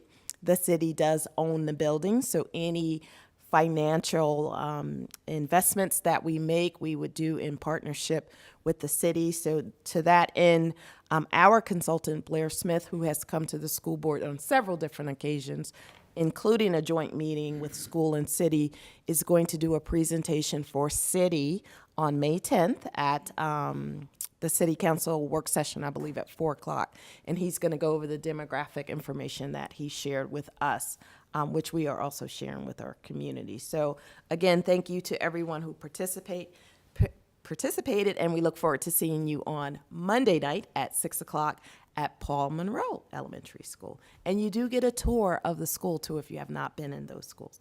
Dr. Edwards, Ms. Morrison? I also noted when I registered that they would provide transportation if we needed it, and I think that's something that would be very helpful if parents do need, or grandparents or community members need assistance getting there, that's also provided. Absolutely. We are doing everything that we can to make it easy for families to come out and join us. Thank you.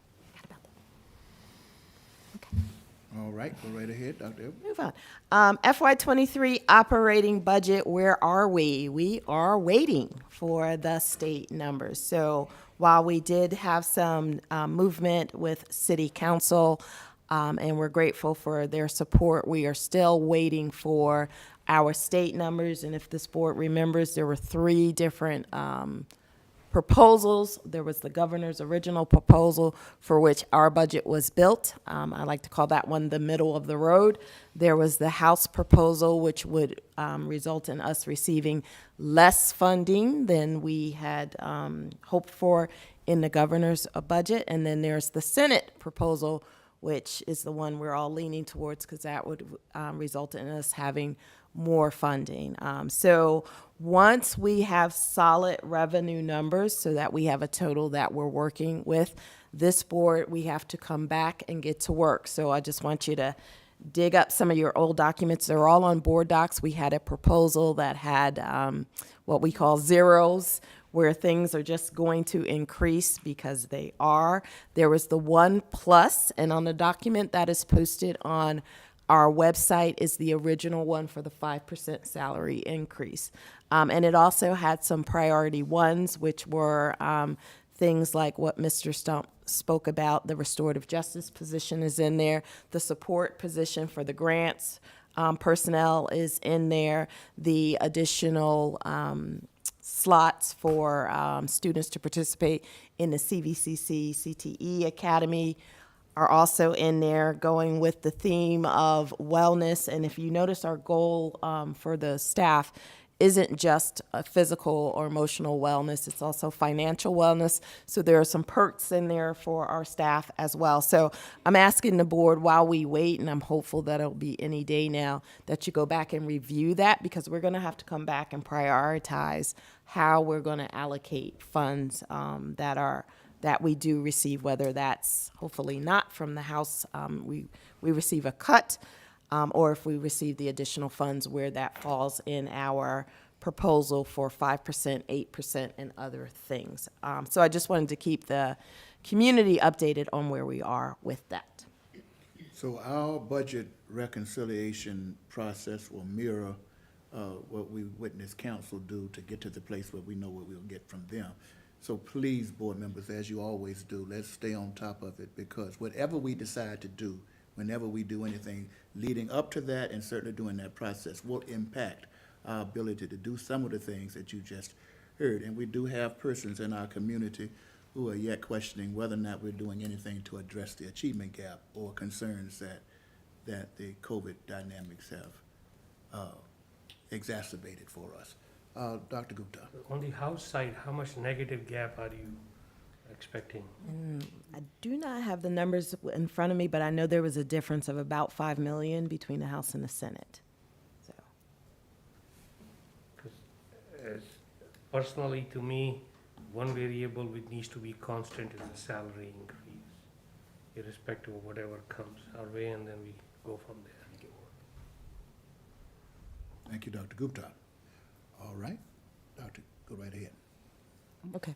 Oh, speaking of achievement gap and programs for that, I'm going, because there is a lot of conversation, and I'm gonna let Ms. Pugh talk a little bit about summer programs after I give my tiny infomercial. Summer programs work when students are here. They don't work when students don't sign up, and we don't have mandatory make them come. We can strongly encourage. We are offering enrichment opportunities for kids, but we really need families to work with us, look at what your individual child, how their year has gone, and make the best determination whether or not a few weeks during the summer would benefit your child, especially those children who are making transition years from 5th grade to 6th and from 8th grade to 9th, but all children. So we had a robust summer program last year, and my thought was our numbers weren't quite where they were last year yet. So this is my infomercial that says if you're just waiting to register, please get on that quickly. Ms. Pugh. Thank you, Dr. Edwards. Just an overview. I gave you specific information about summer programs in an earlier meeting. This is just a general update. For elementary and middle school students, our summer programs began on Tuesday, June the 7th. We have Our Scholars Academy, which is a partnership with YMCA. That program is available to our elementary and middle school students, and it is really specific in targeting those students where we need to close the learning gaps in math and reading. They have academic time in the morning, and then participating students will also be able to experience enrichment activities in the afternoon. And we are glad to say that this summer we're able to open up outdoor field trips versus having the students just have to be able to do some enrichment activities in the school that they're attending, but our students will be able to actually go out and experience some of those enrichment activities with our community partners. The Summer Pedal Academy is also for elementary and middle school students, and that provides a project-based STEM approach focus for our students in K-5 as well as some middle school students that really have those students demonstrate some unique abilities in math and reading, and we want to really support those abilities that they have. It's an opportunity for our secondary students and middle school who are already enrolled in the pedal math courses during the school year to continue that during the summer.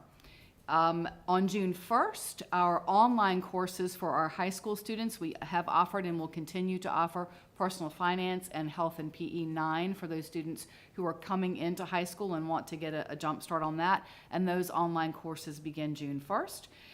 We also have are offering, again, our credit recovery classes for students who need to recover some credits, and also our SOL Academy, which is for students who have passed a course, but they haven't failed, they have failed the corresponding or the associated SOL test. That begins on June 14th for our high school students, the Credit Recovery and SOL Academy. And this year, for the first time, we are very excited. There is an opportunity for elementary theater camp at T.C. Miller, R.S. Payne, and Bass students, as well as an English learner remediation program. We also have some very school-specific programs, such as a Readers Plus and Family Flash, which is at Heritage Elementary School, which is part of their 21st Century Learning grant. We are having some virtual tutoring at Fort Hill School, and we also, again, this year will have opportunities for our youngest students at Hutcherson for a pre-K summer school program. So we have lots to offer, lots of things that we've offered before, continue to offer. They've been successful. We have some new things, but as Dr. Edwards said, we really encourage our families to take a look at how your students, how your children have fared this year in school.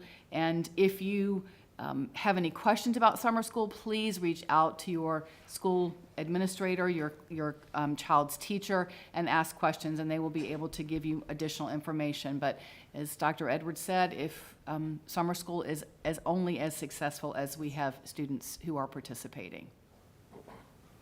Mr. Trost? Thank you, Ms. Pugh. I appreciate that overview. Is there any way that we can identify some of the students that maybe need this remedial help and actually send out message and be proactive? We have. Oh, fantastic. We have multiple times. That process started in February. Outstanding. And what's the state of that? Are they getting responses to these proactive steps from the families? Not as many responses as we had hoped. Last year we had a phenomenal participation in summer school, and this year our numbers are much smaller than we had anticipated and hoped for. But we have worked, the C&I department has worked hand in hand with all of our school administrators, with teachers, with guidance counselors. They've all been reaching out in multiple ways to these students who have been specifically targeted to participate in the remediation program. And if we have some community leaders that are willing to help assist the proactive or the response, get the response rate up, is our school system able to utilize that help? I mean, are we set up to do that? Like coaches, little league coaches. You got coaches. I mean, there are some community leaders that I won't necessarily name that have reached out to me and said, hey, I want to get involved in trying to help with the achievement gap. And if we, as a school system, have identified some students that really could utilize that help, and we certainly have programs, I think, in place, and we have CARES money that we can utilize to expand the programs if necessary, I say we lean on these community leaders and say, okay, we've done what we need you to help get these students and these students. And I know there could be some privacy violations, and that's the Yes. problem. But at some point, we gotta say, this is what's best for the children, and bite the bullet and lean on these leaders and say, go do it. You know, we've reached out. Is there a way around? Well, we can certainly lean on those leaders to help us get the message out, but Okay. we can't lean on those leaders to make those personal calls and those connections, because that is a breach of privacy. Get it. But as a school system, it sounds like you have undertaken the steps necessary to target these individuals directly. Yes, sir, we have multiple I times. commend Mr. Trost on what he's saying, and I think we can take the deeper dives on the community side, because whether it be the faith community or wherever it is, you will know who the persons are without getting the schools involved in that part. And I just think letting people know that they're valuable enough to help with that is going to help some. Ms. Morrison? Do we provide transportation? Yes, ma'am. Okay, and I think that's a And- big factor. And meals. And meals. Yes, ma'am. Transportation and meals. And Supplies, Supplies, materials, materials. Like I said, those field trips, the enrichment activities, those are all included, but everything. It looks like Director Reeves would like to add some information. All right. Director Reeves, Dr. Gupta, I was did you want pointing to at speak her. before her or after? No, I was pointing at her. Oh, you were? Director Reeves, thank you for your input. Go right ahead. I'm just excited every time I hear that there are community members who want to assist. And I would just say to Board Member Trost, if there's a way that we can connect so that I could get those names. I am of, I guess, the time when community members knocked on doors and went to homes and talked to children or to parents, I should say, to encourage them to participate in programming. So I believe there's a way to do this. I would love to be a part of that and work with community members to make this happen. Board Chair Coleman, Dr. Coleman, I heard you talk about the faith-based community. I would also love to have an opportunity to reach the faith-based community to make sure that parents are aware of these summer opportunities and will register. Go ahead, Mr. Strauss. Ms. Reeves, I will call you tomorrow, and I will make the introductions, Yeah. and these are people that you are familiar with, and we will make it happen. So. My goodness. Awesome. Thank you. Mr. Trost, Dr. Brennan, Mrs. Morrison, Dr. Sinha, Dr. Gupta, Mr. Harvey, Dr. Carter in their absence. I am so fired up right now, I want to jump up out of this chair. We can do so much, and I think Jaden said it best when she talked about the Hilltoppers. What did she say? What did that last? Together we can climb. Yes, indeed, together we can climb. So I'm excited about this. And so, and we want all of those in the audience and others to help join us with this. We would love to have you help us with that. All right. Anybody else? All right, go right ahead to student registration and enrollment. All right, I will continue. Just letting everyone, especially our community members and our family members, know that online registration opened on April 25th. Each school, it has been communicating that. The word has gone out. I know that Director Reeves' department has been working on communication. We have great, I think we've got billboards going up and things on side of buses to help us with, get the word out about online registration. There are times during the summer that we are going to have, different schools will be open so that families can come in and register. If they need some help with online registration, we'll also have some opportunities with our IT department help desk. If families have forgotten their login to Infinite Campus and don't remember, they can certainly call the help desk. So we're going to make sure that we have all of this information together and communicated to our parents. But I did want our families and our community to know that we are going back to an in-person enrollment day, which we've not been able to do for the past 2 years. That is August the 10th. And it's from 12:30 to 6:30 for our parents and guardians and students. We will be distributing enrollment packets over the summer. We have those for the first time this year in Spanish. We also have our online registration that's available in Spanish. Typically, that's just been available in English, and we've had to have a translator sitting with parents or on the phone to help them complete that. But we are excited to say that all of our print material as well as our online registration is in both English and Spanish, and we will begin to expand the number of languages that we will have that this information in the coming years. We also want to remind that proof of residency is required again this year, 2 forms of proof of residency. We will also be continuing or using again the Universal Fast Pass, which means that if you have completed online registration and all of the information that is needed, you can come into the school and get your Fast Pass, which means when you go to enrollment day as a family, you don't have to wait in lines. You hand in that Fast Pass, and then you sort of expedite and go to the things of getting schedules and meeting teachers and such. So we'll have more information coming out about that we'll send to our families, but just want to encourage families, please begin to complete online registration. It is now open, and it helps us help our families if that registration is completed earlier rather than later. Right. Questions from members of the board? All right. Thank you so much, Ms. Pugh. Transportation. Okay, and there was a request to have Ms. Custer. And there she is. Okay, Ms. Custer, an update. So we are gearing up for next school year already. To echo what Ms. Pugh just said, what would really help us greatly is for parents to go ahead and complete their registration as soon as possible, so that we can get that information into our system and build our routes. We are already starting that process. Our dispatchers are getting trained, getting more training to help make this process easier and more efficient this year.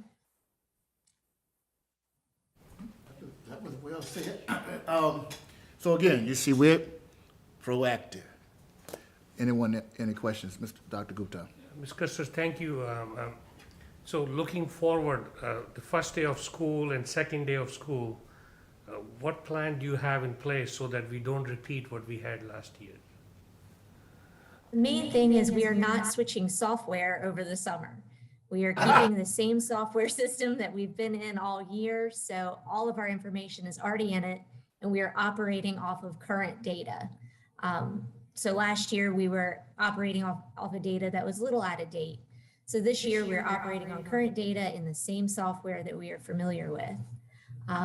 We're going to make sure that our drivers have that information and practice their routes several times before the first day of school. Dr. Brennan? Ms. Custer, thanks so much for all your work that you've done. It's been a big project, but thanks for your effort and your team's effort. One question: in the past, there was the discussion about having a GPS system related to the buses that parents could track buses and/or students. Is that in the future at some point to be able to have that ability? Yes, sir. We just released an RFP last Friday. So we are in the process of purchasing an app that would allow us to track students individually. So they would have the ability to scan or badge into a bus, so we know exactly what bus that child got on at what geolocation and the exact point where that child got off of the bus. Great. Thank you very much. As usual, you're one step ahead of us. Thank you, Dr. Thank you. Thank you, Dr. Brennan. Any other questions? Again, you know, I go back and I'm thankful to Dr. Edwards for stepping in and a point where all across Virginia and other places that was an issue. And now we are diligently working, and we really thank you for your leadership. All right. Thank you all very kindly. All right. Thank you so much. All right. The Lynchburg Area Food Council. You all know that we had many persons to share public comments in our last meeting, and we did want Dr. Edwards to kind of help us to appreciate all of the dynamics to that. Absolutely. So we did receive the comments regarding, if you don't remember, seat time and eat time, I'd like to call it, just how much time kids who are going through the lunch line actually have time to eat. And at that point, when we were receiving the presentation, I believe there was one elementary school that was possibly piloting some look at data. Since then, at least the elementary principals have met to discuss this. This was not something that was a big project that they had been working on prior to that. So we are actually looking forward to the data from the one school that's piloting it to see exactly how is the time managed in that school, and what foods, if they're the healthy foods, I think that was part of it, that we're getting in the trash.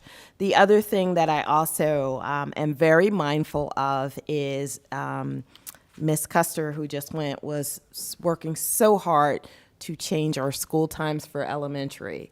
And we gave her a strict deadline because we need to, for the elementary principals as well as the middle and high school principals, to set their schedules, which factors into also other parts of the schedule. So when do you have pull-out OT, PT, speech, and things like that? So those were done. You recall we did that probably a little over a month ago to get those schedules set. In order for us to make adjustments to make lunch a little bit longer, we're going to have to change the schedules for those particular schools, which is not something that I want to actually do right now, given that we just kind of changed them back to what we needed to. The other thing is we want to be thoughtful and mindful whenever you're trying to make a class longer and you're cutting. What are you cutting from? And some of the elementary principals were giving me a little history lesson about when lunch used to be a little bit longer. And one of the reasons for shortening it was to increase time for the resource classes, the art, the music, the PE. So we are interested in partnering with the Area Food Council as well as working with the elementary and middle and high school staff to kind of explore this, but I didn't want to get anybody's hopes up that we were changing the schedule again, since we just changed it to go back to shrinking those school times so that we wouldn't have late school times.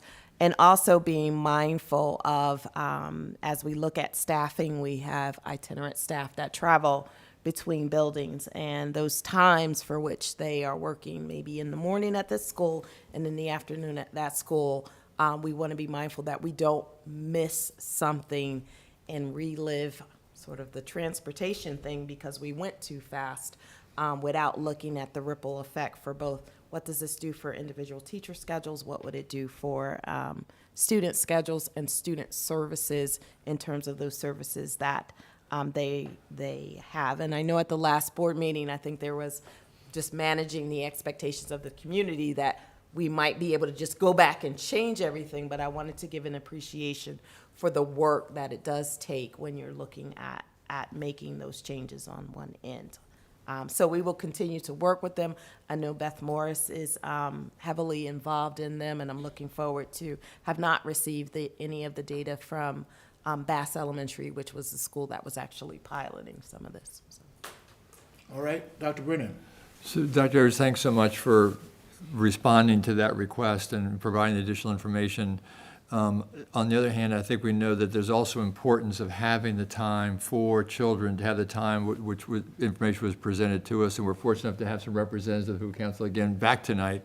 Will there be a partnership or something with them? You mentioned Beth Morrison, but will there be a discussion with those folks involved to be able to help us with this project? So again, I have not worked out the details. I've been a little busy with a couple other major things right now. That was something that was added to our agenda at the last board meeting. So in all honesty, I have not had time to significantly sit down with each principal to see how it looks in their school. We did collect data from principals in terms of what is their lunchtime, how does their lunch flow work. It's very different in each school, as you can imagine. And I'm sure one of the things is like, well, just standardize it and make it all the same. I haven't even observed it in all of the schools to see. And I'll just give you an example. In some schools, at the beginning of the school day, kids denote what they're going to have for lunch, and when they get there, it's ready for them. And others will actually wait till they come down and walk through a line. And depending upon that, the size of the building, the number of students, and what they're choosing, that may slow down the line, which may cause them to have less time to have eat time, sit and eat time. So I do want to take a look at it to see where it, how it flows in each building. I'm actually told, and maybe they can give me a nod on this, that it might have started with some high school students. We went to elementary, but it may have started with high school students feeling like they may not have had. So I don't want to leave out the middle and high school kids as an option. I just don't want to do a rush project right now to try to have a schedule in place that works and then find out that we missed something because we just weren't thoughtful in time and really sitting down to kind of look at all the parameters. Particularly concerning, not concerning, but just something that we need to be mindful of, and that's our children with special needs, often written in their IEPs, or certain number of minutes and time that they're supposed to have services. And if those are already carved in a schedule and we need to change them, we just need to make sure that when we do that, they can still get their services. And I don't want to miss any of that, nor do I want to put principals in this position when we just have a couple weeks of school left to feel like they're rushed in that decision. So. Okay, Dr. Brennan, any Yes, follow-up? Thank you, Dr. Edwards. Very good. Ms. Morrison? Well, and I really do understand the importance of our students having the time to eat and to also socialize and to also get through the process quickly. And it was a surprise to some of our community members that we don't have kitchens in all of our schools.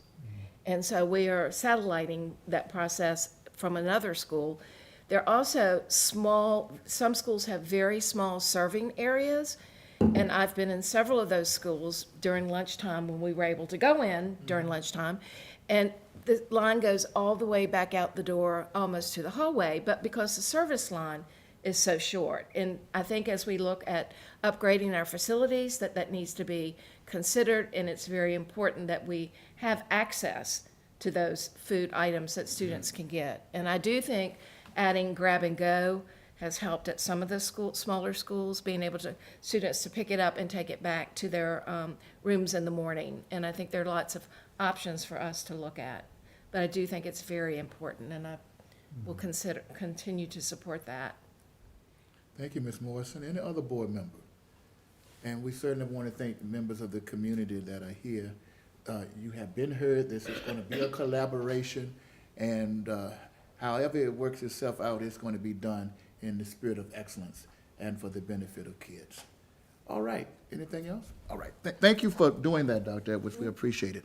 All right. Culture and Climate Survey. Okay, and I am going to turn that over to Mrs. Reeves. Good evening. We are using the Qualtrics system, newly purchased system. First time we're using it for a survey to conduct the school culture and climate survey. The survey is a short survey. It's giving us an opportunity to see where we are post-COVID and to really give us an opportunity to hear from our stakeholders. The survey is addressing expectations, core values, are these things that are being prioritized in our schools. We're also looking at the expectations and particularly for our employees, are they able to give input in their buildings? Those kinds of questions that are very simple and quick to answer. So 10 questions per survey. The surveys were distributed electronically to the emails of our students in 5th grade through 12th grade, also our parents and guardians, and then employees who are school-based got one survey, and employees who are non-school-based have an opportunity to participate in the survey. We've talked to principals and are encouraging them to have their employees in the buildings and our directors, of course, and site administrators to encourage their team members to take the survey. The survey is anonymous. There is a comment section at the end of the survey. I've been asked, what will we do with the information? How quickly will we assess the information?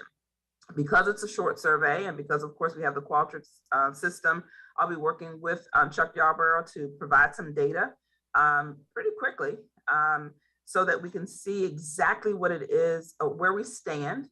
My goal is to, of course, work with senior leadership to determine any quick wins. And I use that term to identify those things that we can do immediately.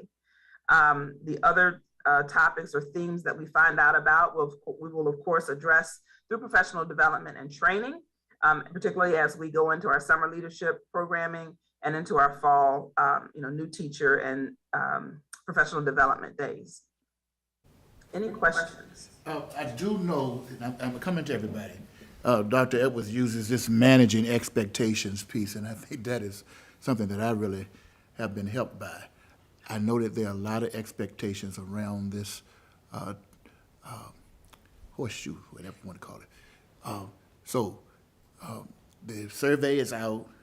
If there are board members who are thinking about other things, then you can share it, but managing expectation. Yeah. Can I just add part two to that? Part two, go ahead Yes, with part two. what Ms. Reeves said.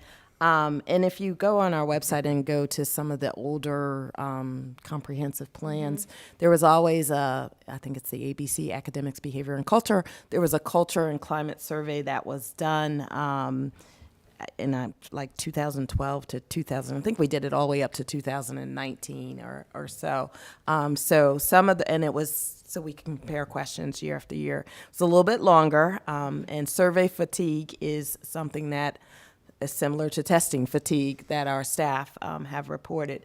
But the part of the difference in what we're doing and we're taking steps now instead of trying to do these large, massive projects.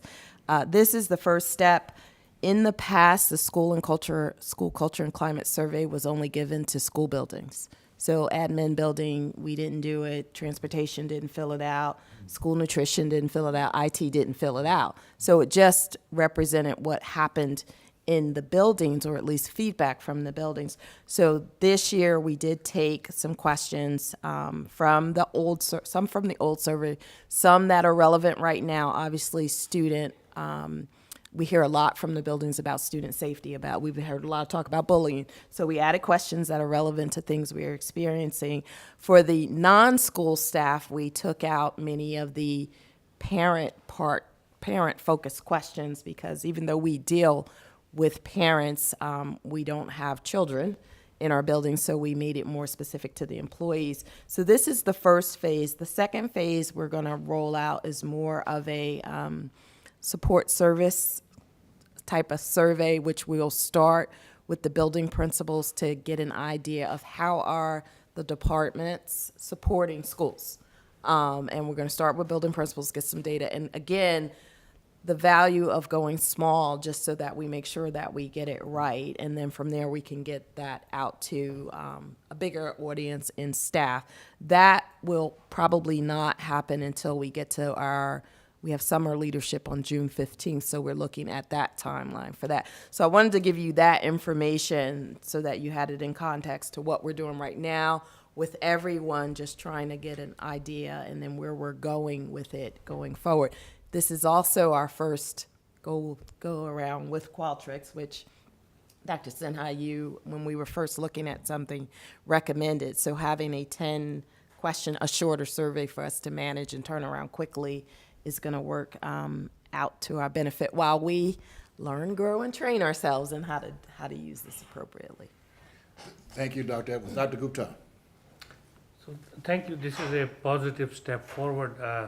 And Dr. Coleman mentioned managing expectations, and I look at managing the gap between perception and expectation.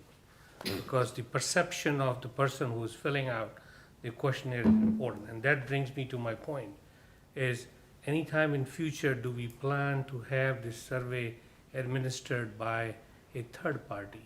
I know it's anonymous, but the perception is it's done internally. What is the guarantee that there will not be retaliation? I know there will not, but I'm saying is the perceptions of that. So how do you manage the perceptions? We had not planned on spending money to hire an outside company at this point, because we just switched from the free, or we're using Google Forms and Google Survey to get the Qualtrics survey. So I think once we get the data and start talking to people and combine that with some other things that we're doing for staff, that we'll see. And if we feel like we're not getting accurate, true data, then that would be another avenue to take. Thank you, Madam Superintendent. Madam Clerk, please so note the third-party dynamic, because every board member, again, has the right to share. Dr. Edwards is saying we're looking at what Dr. Sinha presented, et cetera. I just don't want anybody to not feel heard, so we got it. Who else would like to comment? Mr. Trost? With respect to the survey questions going to the students, do we as a board have an opportunity to look at any of those at any point? And what I'm addressing is I really don't want to have, I mean, I didn't know this went out to my children. This was that 2020 Lynchburg Youth Survey, and I certainly am not comfortable with some of the questions that were asked in this, understanding that suppose you could opt in or opt out of it. But I want to make sure that we as a board at least have an opportunity to look at some of the questions that may be asked of our students, because I don't want to see, from a parental standpoint, I wasn't comfortable with some of the questions that were asked of my children on this. So noted. So what's the answer? Dr. Edwards. Sorry, I was like, yeah, we can certainly. Nice deposition trial there. Yeah, and I think to your point, Mr. Trost, is where we probably somehow split hairs, because we ask broader questions like about how students feel and the support that they receive, and then, they might not be specific enough for other folks. But we recognize that, we are doing fifth graders up to high school students, which is one of the reasons why, if they want to add a comment to expand on, and that's for anybody to expand on it, but I can certainly get all those questions available to you. And I guess the follow-up to that, I just want to make sure that we are mindful, and I know we are, of age-appropriate questions and things of that nature. So they're pretty generic. Exactly. Thank you. Thank you, Mr. Trost. And there's an elementary and middle school survey, and then there's a high school survey for that reason. Thank you. Thank you, Director Reeves. Any other comments on this? So we're making steps in the right direction, and we'll continue to improve. Thank you, Director Reeves. All right, the last piece here, volunteering in schools. And I do want to remind the board of something we already know. For 2 years, we really weren't able to get at a lot of things we wanted to because of what was going on with COVID. And this board will go down in history as the only board until the next time it happens, which I hope will be another 50, 60, 70, 80 years from now. Never. Never. So now we're trying to get back. Volunteering in schools. Yes. So, Ms. Reeves, I'm going to turn it over to you too. Awesome. So we are welcoming volunteers back into our schools. We have asked that principals share what opportunities are available, of course, with their parents and guardians and those stakeholders that they have that service their schools. They wanted a slow roll back to or a roll in of volunteers so that they could manage them. And of course, with COVID, there's still some concerns. But the volunteer application is available on our website. It is still being serviced, of course, through our Raptor system. So anyone who is flagged with charges and those kinds of things, we will continue to use that system. I know Dr. Edwards mentioned before that we just need to tweak a few things with that process that we're using for volunteers who have had any charges that, of course, raise red flags for us. But the volunteer application is there, and we are accepting volunteers in our buildings to do those things that our principals need help with. We are looking forward to, by fall, opening that up, and of course, having more partners in, more opportunities for students to engage with community members, whether it's parents and guardians coming in to read with their students, eat lunch with their students, read to students, those kinds of things. We want to make sure that we're, of course, rolling that process out slowly as we finish out this school year. All right, thank you very much, Dr. Edwards. I had part two to that too. And just to add to that, we've, with the old process, if there was anything that was flagged, you automatically got the letter that denoted that you had something on your record and you couldn't volunteer. And we have since changed that. We've had some practice in review with the HR department in terms of on the employment side of it, what happens when you get red flags and what that review looks like. So, I've worked with HR to kind of use some of the same processes that we originally proposed with the volunteer policy. And now we're at the point where we can do that with volunteers coming into our school. So they still have to fill out the background check, and we will still review that. The difference is it doesn't automatically send that letter and disqualify you for anything like that. So just wanted to make that note. Thank you. Dr. Brennan? So Director Reed, thank you so much for spearheading this. And I'm looking at the website, and it looks like it's very nice and clear about visitors and volunteers and different definitions. Is there, and you may have done this already since everyone's a step ahead of me tonight, but is there been notification or publication to the community, particularly to families, that parents, that they are going to be able to come back under the auspices of whatever the base principal would like them to do? Yes, so schools have been managing that process. We didn't open it up as a community-wide, introduction or revisiting of volunteers, but the schools wanted to be able to share with their parents, guardians, and those who help their individual schools by sharing that information and managing that. So initially, before we got here, if they needed volunteers for something that they were having outside, then we were able to go in and change the form so that it would really just have a box to indicate that they could participate in that one activity. We've since removed that and made it about receiving those volunteers that they need in the schools. We plan to, as more opportunities exist, we'll of course do what we've done in the past and communicate more widely about the volunteer opportunities. No, and that's great. And I'm sorry, I think that sounds like a great plan, but I was asking as far as the visitor aspect of people being able to come in, particularly parents coming to schools, as you say, to participate, meet with teachers, things they've not been able to do before. Will that be made known, publicized, communicated to parents? As far as visitors coming in? Yes. So that was, and Dr. Evans, you have to correct me if I'm wrong, but that was principal discretion as we opened up. So we didn't communicate it widely, but we can. Yeah, and she's absolutely right. We did try to work with building principals so that they can manage traffic in their schools for various reasons. So, and they have been. Some principals have been having events. Lots started outside, and some things are now inside and internal that we're inviting parents to. And things like we had our school plays and those types of things. So we didn't do a division-wide push out because we weren't sure what each individual school was allowing parents to come in and do. There's still some concern about lunch, and because that's a time where even kids and staff who wear masks can't really wear masks while the time that they're eating. So it has been communicated by individual schools, but we will check with them to see what the status is and kind of reiterate that. Thank you very much. All right, thank you, Dr. Brennan, and it's a lot. So thank you all for your input so far. If there's no one else, I do think it would be timely to take a 5-minute break. Now, when we come back, we've got to deal with K2 and a whole lot of other stuff. So if we could just get us a good little break here and get yourself motivated, and we'll get right to the point and move right along. All right, we have 5 minutes.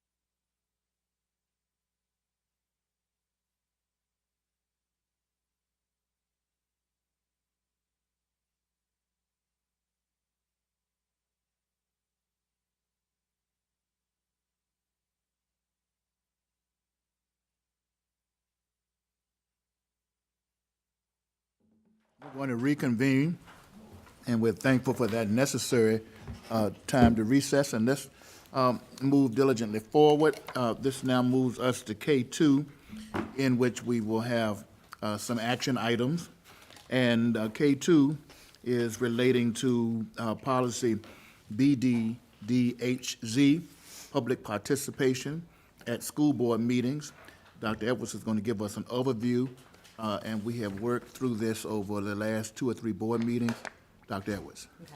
So this is for action, and I did try to incorporate the sign-up information. We did add that persons must sign up no later than 3:30 on the day of by signing on a public comment form. We changed the public comment form to include date and time, and for folks to check who they are, student, staff. That way we have it in order of sign up, but then we can differentiate, here are the students, here are the parents, here are the blah, blah, blah.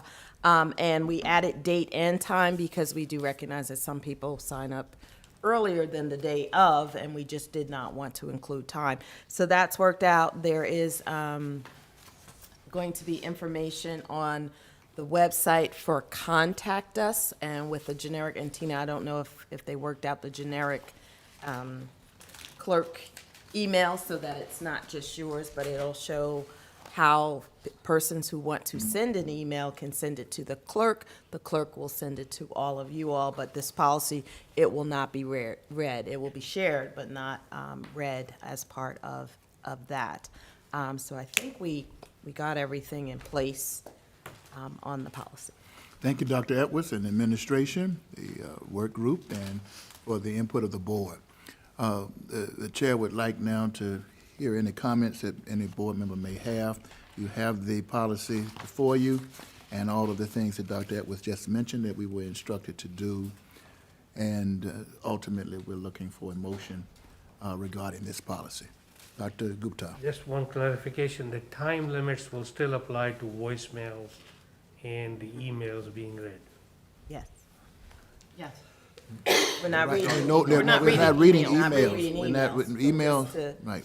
So when we put the information on the site for where they call to leave a voice message, we'll also make it very clear that it's 3 minutes for individuals and 5 minutes for a group, and that they should identify themselves as that when they leave a voicemail. You all will need a default, so if I just call and I don't identify myself as part of a group, then the voicemail is probably going to cut off at three minutes. Very good. So no emails, and the priority will be on in-person in the order we stated, and then we'll get to voicemail under the same restrictions, 3 and 5 minutes. Deputy Superintendent Pugh, could you just help us to appreciate those colors there and what they mean for which minute and so forth? Yes. Since we have that new device there. I'm very proud of it. Your clerk has the timer set here, so there's a preset for 3 minutes and 5 minutes, and when they start speaking, then she'll start, whether it's 3 or 5, the light comes on. There's also, like, this is 5 minutes now, so when she starts it as the speaker, I see 5 minutes and I see it running down. That would be the green light. I believe the yellow light comes on for the speaker when it's a minute out, and then the red light comes on when the time is up. Wow. Thank you for that. So the speaker can also see the time counting down here as well as the lights. And is that, there was an alarm, is that the, That was what was going off. is that overtime or is that you're done? That's your done. Okay. And I'm sorry, Ms. Pugh, is there actually a timer on that side they see? Is there, Yes. is there a clock on that side? Perfect.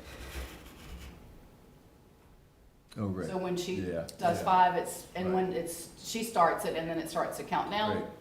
And Right. so it's either 3 or 5 and they can see it while they're speaking. Counting down. Thank you. And, Just right. Go ahead, Dr. Sinha. and to clarify, the 3 minutes starts after they introduce themselves and state their name, who they are, where they're from, and whether or not they represent a group. I have no problem with that. Madam Clerk, when do you start? I started when they started talking. Yeah, that's good. All right, wait a minute. Okay. So when they start introducing themselves and all of that as well? I did it when they actually started talking. I didn't do it when they started. Well, you all right with that? Yes. Okay. And again, this policy does afford us to suspend the rules if someone wants to extend the time for someone for whatever the reason. And Ms. Morrison has acknowledged that that should be tied to an agenda item or something of that nature. The system will also, it doesn't show there, but the system will also keep track of the 30-minute time. Oh, wow. Okay.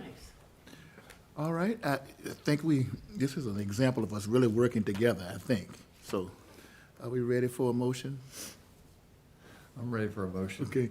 All right. I appreciate what the board input and administration responding to it. And I think we've gone through this thoroughly and made some really good changes. I'd like to make a motion to accept the changes as posted on this policy for public comments. All right. Dr. Brennan has moved that we approve the update to policy BDDHZ for public participation in school board meetings. Is there a second? Second by Mr. Harvey. Any further questions or discussion? Then, Madam Clerk, you will call the roll. If you're voting yes, you are in favor of the policy update. If you vote no, you are not. School Board Member Trost? Yes. School Board Member Dr. Brennan? Yes. School Board Member Ms. Morrison? Yes. School Board Member Dr. Coleman? Yes. School Board Member Dr. Sinha? Yes. School Board Member Dr. Gupta? Yes. School Board Member Mr. Harvey? Yes. Motion carries 7-0. Thank you, Madam Clerk, and thank you, Board, for the fine work. And so that will go into effect any of our next special meeting that we may have for public comments, or certainly our next regular scheduled business meeting, June the 7th, I believe. All right, we will now move to K3, Governance Policy Review, which is also for action. Dr. Edwards. Yes, so the governance team met on March 23rd. We presented these policies to you at the last work session. Most of them, again, are VSBA changes, and a lot of them just remove the word shall. The only one that I really want to just remind you of is the BHBZ, which is board member in service. And in there is a statement talking about elective boards, making sure that they participate in FOIA and conflict of interest training within 2 months of being appointed, or every other year if you're on the board. It is for elected boards, but it has been appointed board practice that we have done that. It's just good practice for board members to, appointed board members to also participate in FOIA training and conflict of interest training as well. So these are all up for approval. All right. We have before us a recommendation to approve the governance policies. What is the pleasure of the board? Stated before you. Go for it, Susan. I move that we approve the policies as presented. I'll second. Thank you. Dr. Sinner has seconded Ms. Morrison's motion that we will approve the governance policies stated for us in this section. Any further questions or discussion? Hearing none, Madam Clerk, would you call the roll? School Board Member Trost? Yes. School Board Member Dr. Brennan? Yes. School Board Member Ms. Morrison? Yes. School Board Member Dr. Coleman? Yes. School Board Member Dr. Sinha? Yes. School Board Member Dr. Gupta? Yes. School Board Member Mr. Howard? Yes. Motion carries 7-0. Thank you so much, Board. We will now move to item 4, and instruction and program policy review. And I see Dr. Edwards will help us with Ms. Director Brown for these, and this is also for action. Yes. Director Brown, I will turn it over to you to go over IMP. Good afternoon, Board. The Instruction Policy Committee met on March 22nd to go over some board policies. We converted the charter school policy to VSBA format. We also reviewed some LCS policies that were up for review, whether it was a biannual or a triannual review. And we also put in some VSB updates in regards to language. Lastly, we added in 2 new VSBA policies, policy JJAF and policy GKNB. And tonight it's up for your approval if you do not have any questions. And I know that there may or may not be some concern over, this isn't taking a position as such, but the realities of charter school. But are there any questions from any board member regarding this? Mr. Chair, can I just ask for a clarification? Please. And I tried to look at our video from last time to understand this, but were there questions or was discussion about the policy regarding charter school application addendum? I know that I guess this is a VSBA policy, but did we discuss that at our last meeting? No, sir. I'm sorry, meaning that there wasn't any questions about it, or it wasn't on the, because I wasn't sure it was on the agenda or it had been pulled. It was not pulled, it was on the agenda and there was no questions at that time.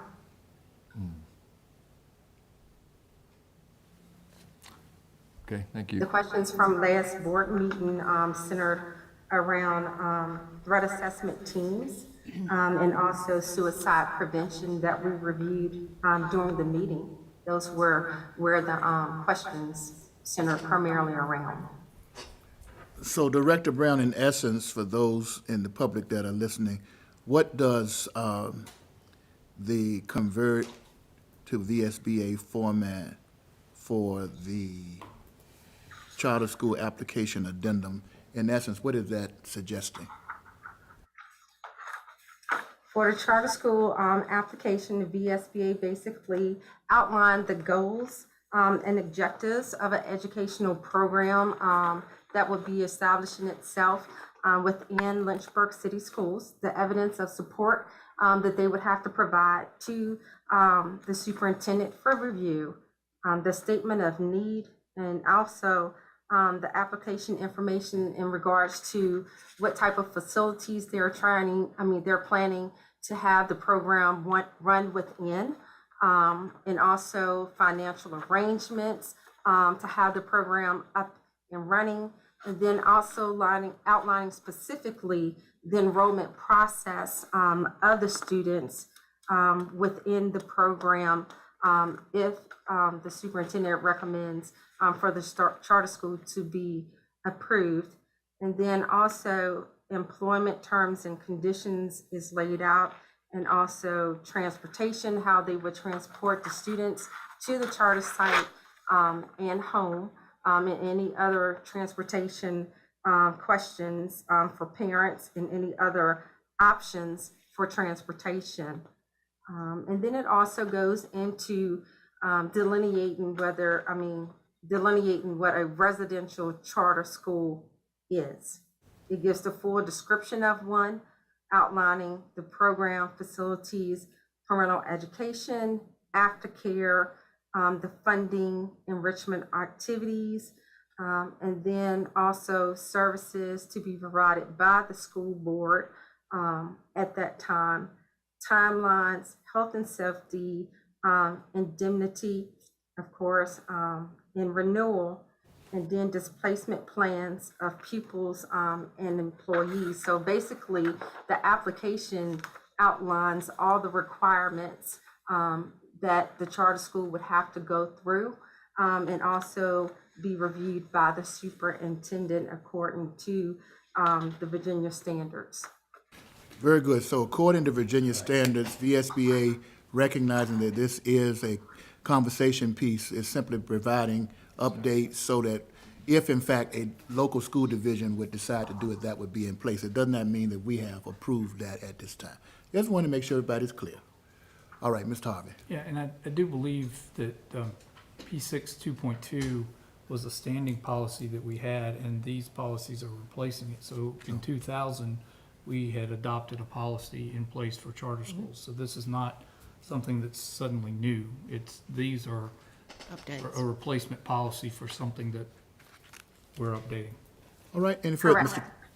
Thank you, Director Brown. Mr. Trost. And I appreciate that, Mr. Harvey.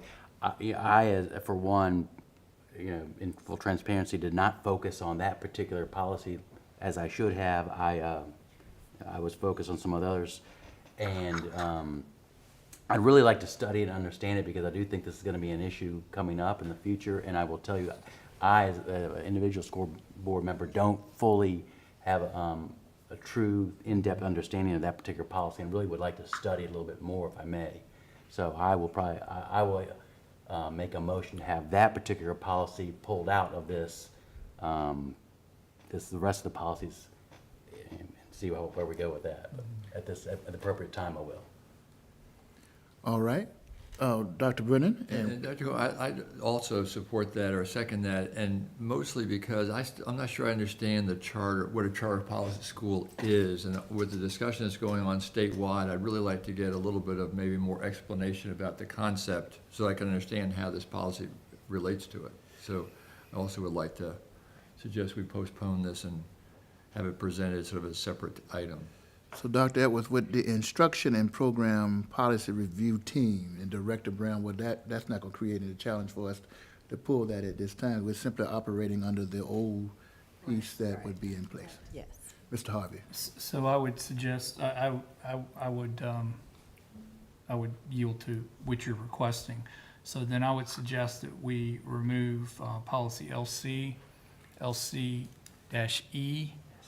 P6 2.2, R6 2.2 from discussions tonight, because we definitely do not want to vote on striking P6 2.2 as a standing policy until we have its replacements in place. So I do believe that all four of those policies are the ones that deal with charter schools. But we still, they are. But we still have the old policy. We're keeping the old. We're just striking any We pull update. this off. The old policy would still be in effect. Thank you. All right. So if there's no objection from anyone, then we can just pull that, and it would leave the remaining policies that have been reviewed and updated for this action item for instruction and program policy review. Mr. Harvey? Can I just get clarification? So what we're suggesting is that we're tabling them, and at what point will we take action on them? Will it be at the work session or the next board meeting? And Director Brown might have a timeline that she needs us to act on them by. Well, I think that Mr. Trost is requiring Dr. Brennan, they want more information and time to review. Director Brown? I will seek advisement from the board in regards to when you would like me to bring it back or ask questions for clarity, so we could be ready to present to the board so I could address any of the questions or concerns that you might have. So giving you time to research, I would say could we bring it back at the next board meeting? If not, the board meeting after that. Well, we review it at the first of the month, so I apologize. So I would say at the next work session. to bring it back. So it would be the middle of the month to bring it back. You suggested the middle of May or June? The middle of May. Will y'all be able to do anything with that between now and then? Yeah, we'll get you send you some links. So All right, then I'm all right with it. Then, Mr. Harvey, if it's okay with you, the chair is willing to entertain whatever you want to do. If we just pull it, the board practice has been we just pull it, and then we'll vote on what is remaining, and then we'll get an update at the May work session. Fine. Thank you. Thank you. All right. Thank you for your input. So then, therefore, with those 4 being pulled, keeping the existing policy that relates to charter school, is there a motion to approve the remaining policies in this section? I'll move. All right, been moved by Dr. Sinai. Is there a second? I'll second. Seconded by Mr. Trost, that we will approve the instruction and program policy updates. Any further questions or discussion? Hearing none, though, please, Madam Clerk, please call the roll. Scoop up Member Trost. Yes. Scoop up Member Dr. Brennan. Yes. Scoop up Member Ms. Morrison. Yes. Scoop up Member Dr. Coleman. Yes. Scoop up Member Dr. Sinha. Yes. Scoop up Member Dr. Gupta. Yes. Scoop up Member Mr. Harvey. Yes. Motion carries 7-0. All right, you all are doing some fine work tonight. We're moving right along here to the next piece, which is going to be item number 5, which is operation and policy, operations policy review. Dr. Edwards, and this is also for action, you and Ms. Reeves. Yes. So Director Reeves, if you want to give a quick recap of this, which we presented at the last work session. Yes, the operations policy work group met on March 29th. When I brought this before you before, we talked about this, the policies actually being more wordsmithing than anything, changing pronouns to make sure that they match the person playing that role, particularly in policy CF, the school building administrator, identified as the principal. In policy EEA, we align that with policy JFC, the student conduct and standards of student conduct, as opposed to leaving it as the student code of conduct. We line that up with policy. And then the last one was policy KKA, service animals in our public schools. We wanted to make sure that they were not just immunized, but changing the language to be sure that they are those animals are vaccinated as required by law. All right, thank you, Director Reeves. For K5, Dr. Brennan. I'd like to make a motion to approve the operation policy changes as presented. Thank you, Dr. Brennan. Is there a second? I second. Mr. Strauss, thank you for your second. Any further questions or discussion on this motion? Hearing none, Madam Clerk, please call the roll. Scoop up Member Trost. Yes. Scoop up Member Dr. Brennan. Yes. Scoop up Member Ms. Morrison. Yes. Scoop up Member Dr. Coleman. Yes. Scoop up Member Dr. Sinha. Yes. Scoop up Member Dr. Gupta. Yes. Scoop up Member Mr. Harvey. Yes. Motion carries 7-0. Thank you, Madam Clerk. We'll now move to K6, Human Resource Policy Review. Dr. Edwards, Ms. Scott. Yep.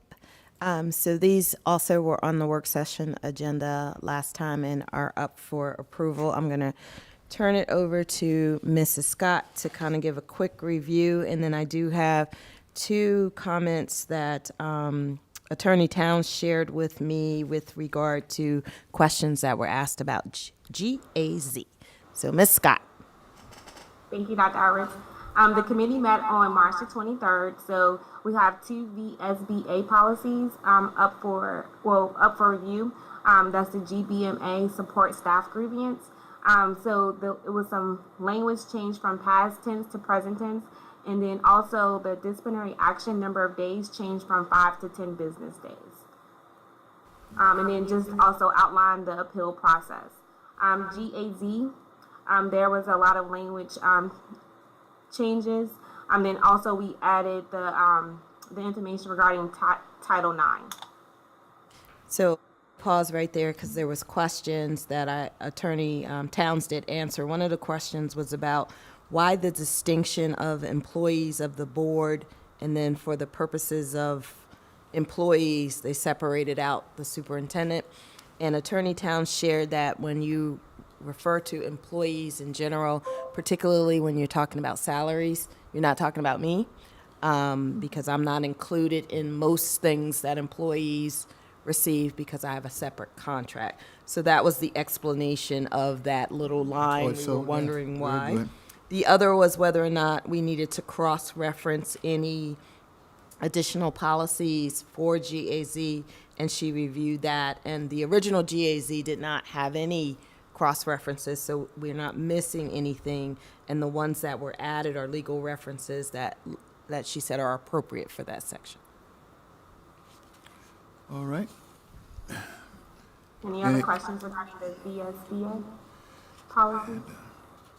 I think this shows good effort on the board in relationship to those changes. Is there a motion for approval? Well, we still have some more. Oh, you got some more? She got I'm the so sorry. Susan, slow me down a little bit here. I'm trying to move us along.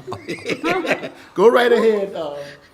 Okay, the next one is the LCS policies, and we normally do like a review every 3 years. So the GBO and then the GBRO. Well, the GBO is the retirement system, and then GBRO is the voluntary retirement savings program. So we reviewed those policies, and there was no changes. All right, the next policy is GCBD, staff leave and absences.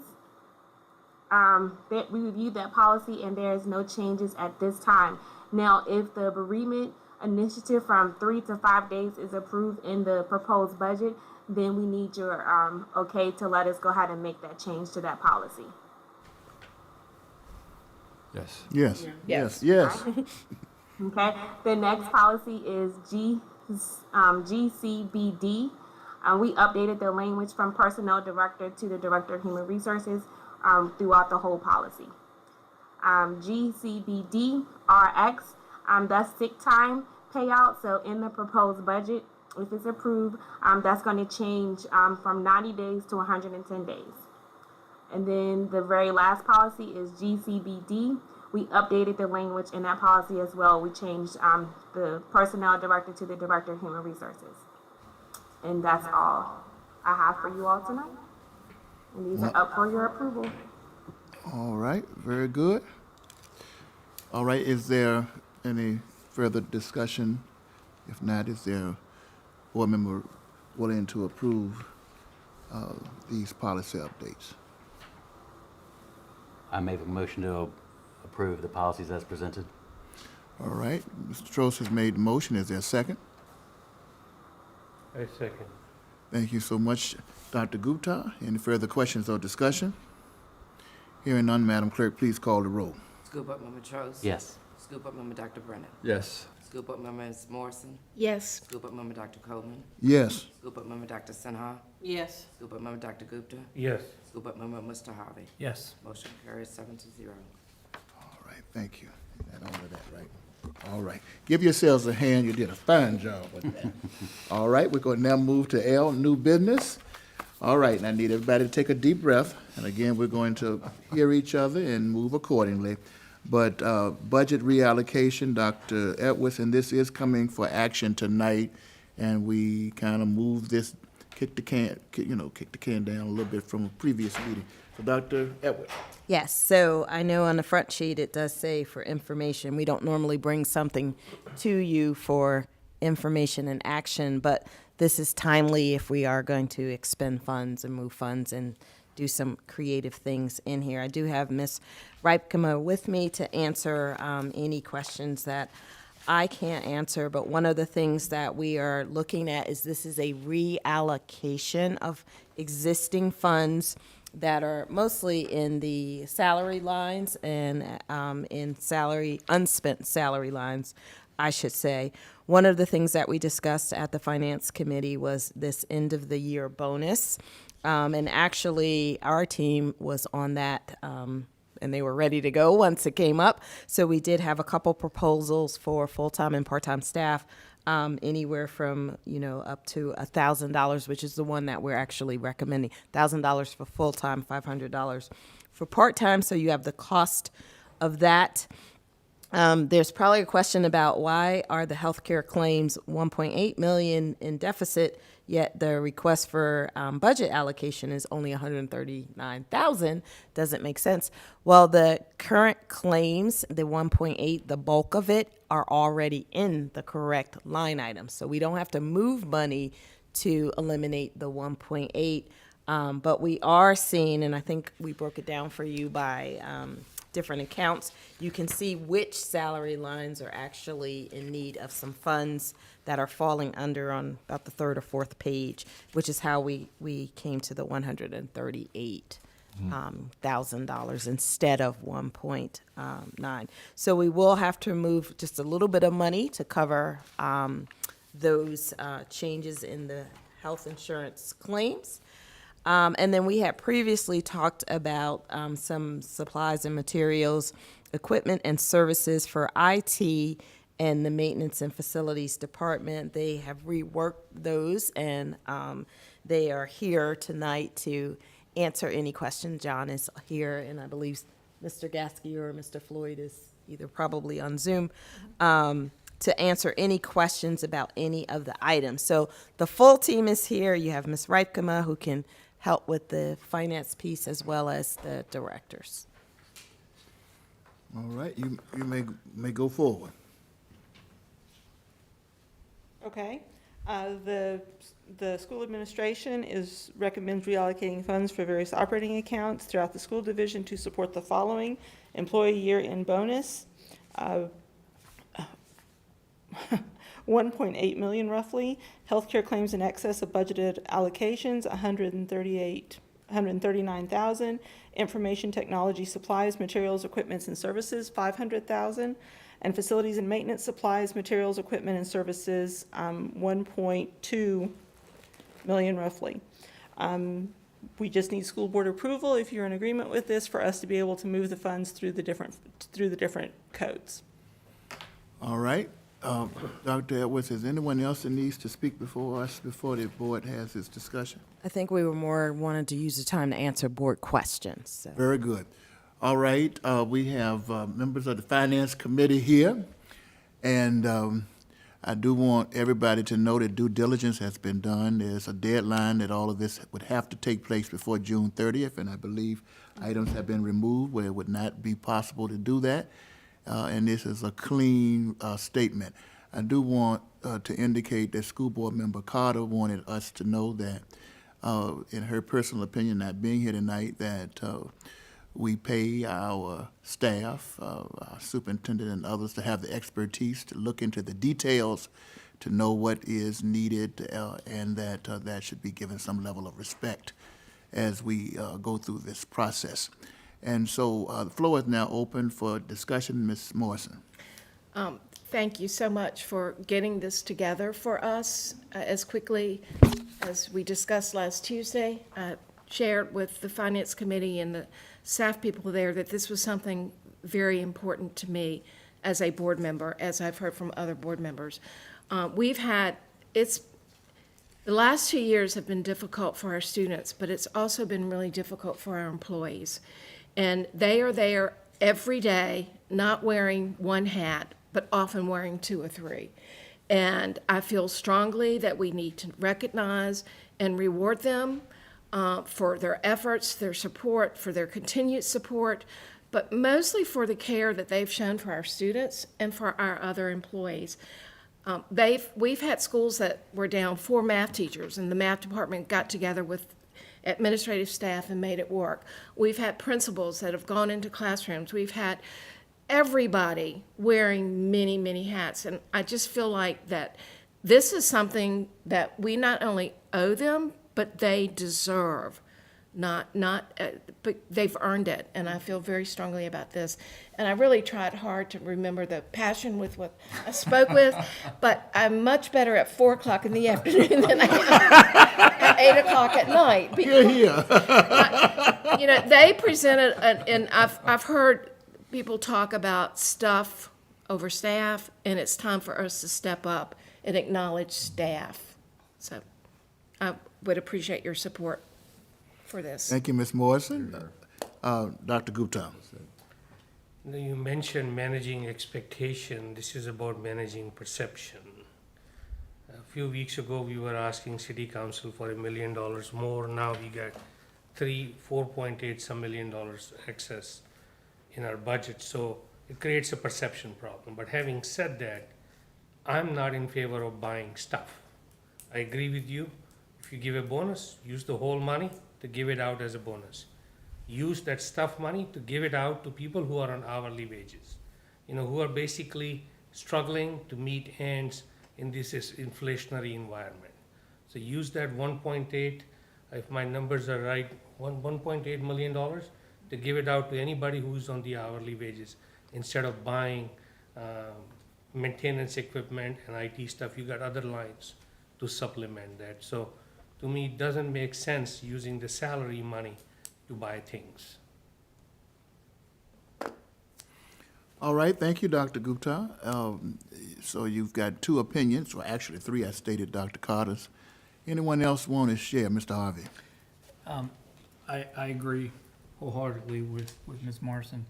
I will be supporting this with the clarification that we still are considering the 8% for salaries, correct? My understanding is we have sent a budget over across the street that requested additional money so we could handle that 8%. If that budget has not been met and we are kept at the same current spending that we've had for several years now, it seems, how are we going to address that 8%? If you remember some of our initial discussions, this money right here was what I was suggesting could make that 8%. So it would kind of go into what Dr. Gupta is saying, is that all of that money would go towards salary.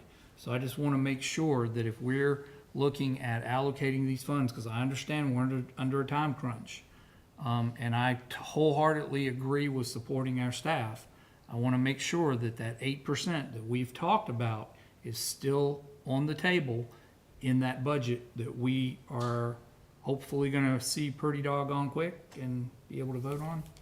Mr. Harvey, I'm only one person and I can't speak for everybody, but what you're saying is very intriguing. And in the perfect world, it'd be nice to just say, yes, we can do all of it. Again, the budget reconciliation piece is going to be hard because the PI support, the restorative justice piece, a lot of things that we need are already going to need some creativity to make those things happen with what we receive from council. So those are going to be some hard decisions that we would have to make in relationship to what needs to be in front of a kid in order to get them to achieve appropriately where there may be gaps and other types of challenges. Once again, I would reiterate that this is a good effort at doing both. I think it responds to Ms. Morrison. And then I would encourage each board member, the items that are still on here, somebody, Dr. Edwards, unless I'm understanding it incorrectly, has taken a real careful, deep, focused dive at this is something that really is needed that would help us to perform better as a school division. Yes, yes. And so you got to think about all of those kind of things as you make this decision. So I'm not refuting anything you just said, Mr. Harvey. I'm just being realistic as I can in relationship to what we can and cannot do. You have the floor. All right.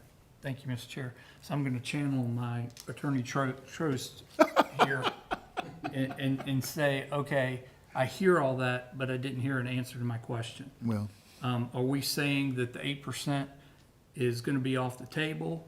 And therefore, if it is, I need an understanding of how we're going to handle local match so that we can receive whatever state funds are coming through. I'll just speak as one board member. It would be off the table for me. The 8% would be, for me. So how are we going to secure the state funds if we don't have any local match to, meet that? I think we received the local match we need for 5%. And again, I'm not against 8%. I'm just saying that there are a lot of needs, and I do have respect for some of the things that are being stated. Ms. Morrison? I think the point is that salaries are our priorities. And if we want to go for 8%, other things are going to have to come off the budget. And those will be hard decisions as this board would have to make. And I understand what you're saying.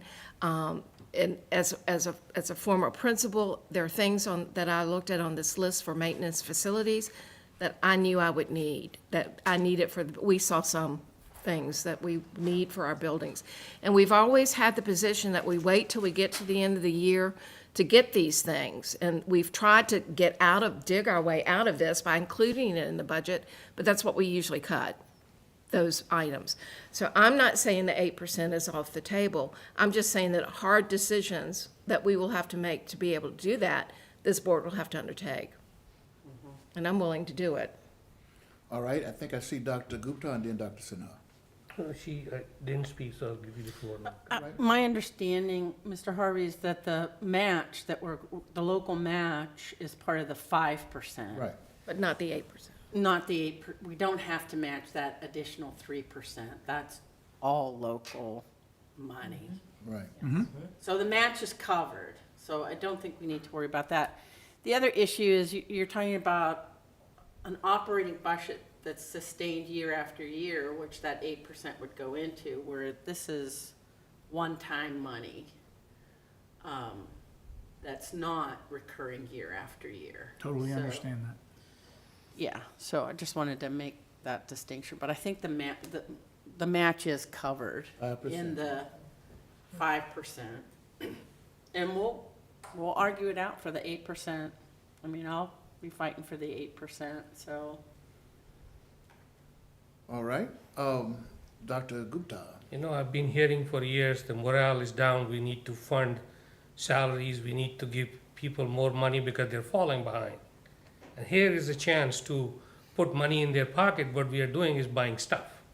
We're putting things in screwdrivers and lawnmowers and trucks, but not putting money where it needed to be. If I'm a bus driver, if I'm a custodian, I'm working 3 jobs to support my family here.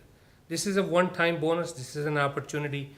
Let's fulfill that promise we have for those people, and let's just give bonus to everybody. Let her buy stuff from you got other monies, the millions of dollars sitting there in coronavirus and other places. But this money should be purely used for bonuses. Other than that, I'm not going to support any other versions of this. All right, Dr. Brennan, you haven't weighed in yet. Dr. Brennan, Dr. Sinha, then I'd like to say something as well.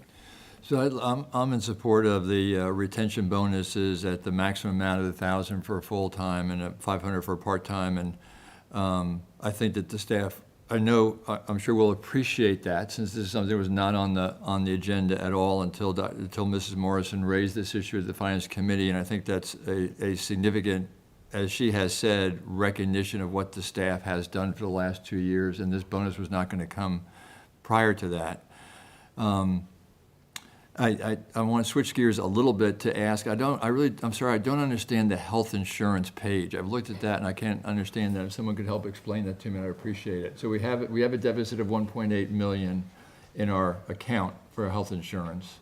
This is basically falls back on how our accounting system operates. We have different codes depending on different employment, depending on who's employed where. And so we don't have enough, we have too much funding in one code and not enough funding in the other codes. And so we just need to basically move that money, because the money's all in the budget. It's just a matter of moving it between those codes. And that's what we're asking for permission for, is to move it between the codes, because whenever we present a budget, it's lined out per line item, per code, and we can't move within those codes without school board approval. Okay. So I think I'm going to go back to what Dr. Gupta was talking about earlier in the meeting, which is I'm still concerned about the $1.8 million deficit we have. I was hoping that we're going to use some of these funds to actually address that deficit. Well, the majority of that $1.8 million deficit is already in the code that sits with the insurance. And so therefore, we're already using it to cover that without having to get school board approval, because the code matches. And that's the point I don't understand, which I probably never will. Well, but could we do it by the page? It might help. If Yeah. you go to the page in the document that has the major categories. Right, I have And that. make sure I'm doing this right too, Ms. Reipkema. So when I look at administration, there's a positive 26.9 thousand. Yes. Which means that that is money that is sitting there in a benefits line that's available to pay benefits in the plus side. So I don't need to, for the administration, which also includes some other folks, I don't need to add any money to that line to pay for any overage in benefits that are due to the administration. But if you go one above it, instruction is at a negative, which means whatever leftover money that was in there is already accounted for going to that 1.8 million, and that's probably the bigger area, and we're still short. But we have pluses in some other lines that are all in benefits, and we're just trying to move them out. But the net of that, even if you said administration's going to be fine, let's throw that to instruction, let's take transportation, throw it to instruction, we are still short $138,000 that are not in any of the benefit lines. So when you go to clear out that 1.8 or even more, because I know you're projecting a little bit more, we're going to be short if we only relied on benefit lines, which is what we've done in the past, and we've been okay. And now we're looking at, we might not be okay, we need to pull some money from some other line. So if I can just follow up with that, because I think the last, what you just said, maybe the most help to me. So we're talking about reallocating funds in general from excess funds we have from positions not been filled. Yes. Yes.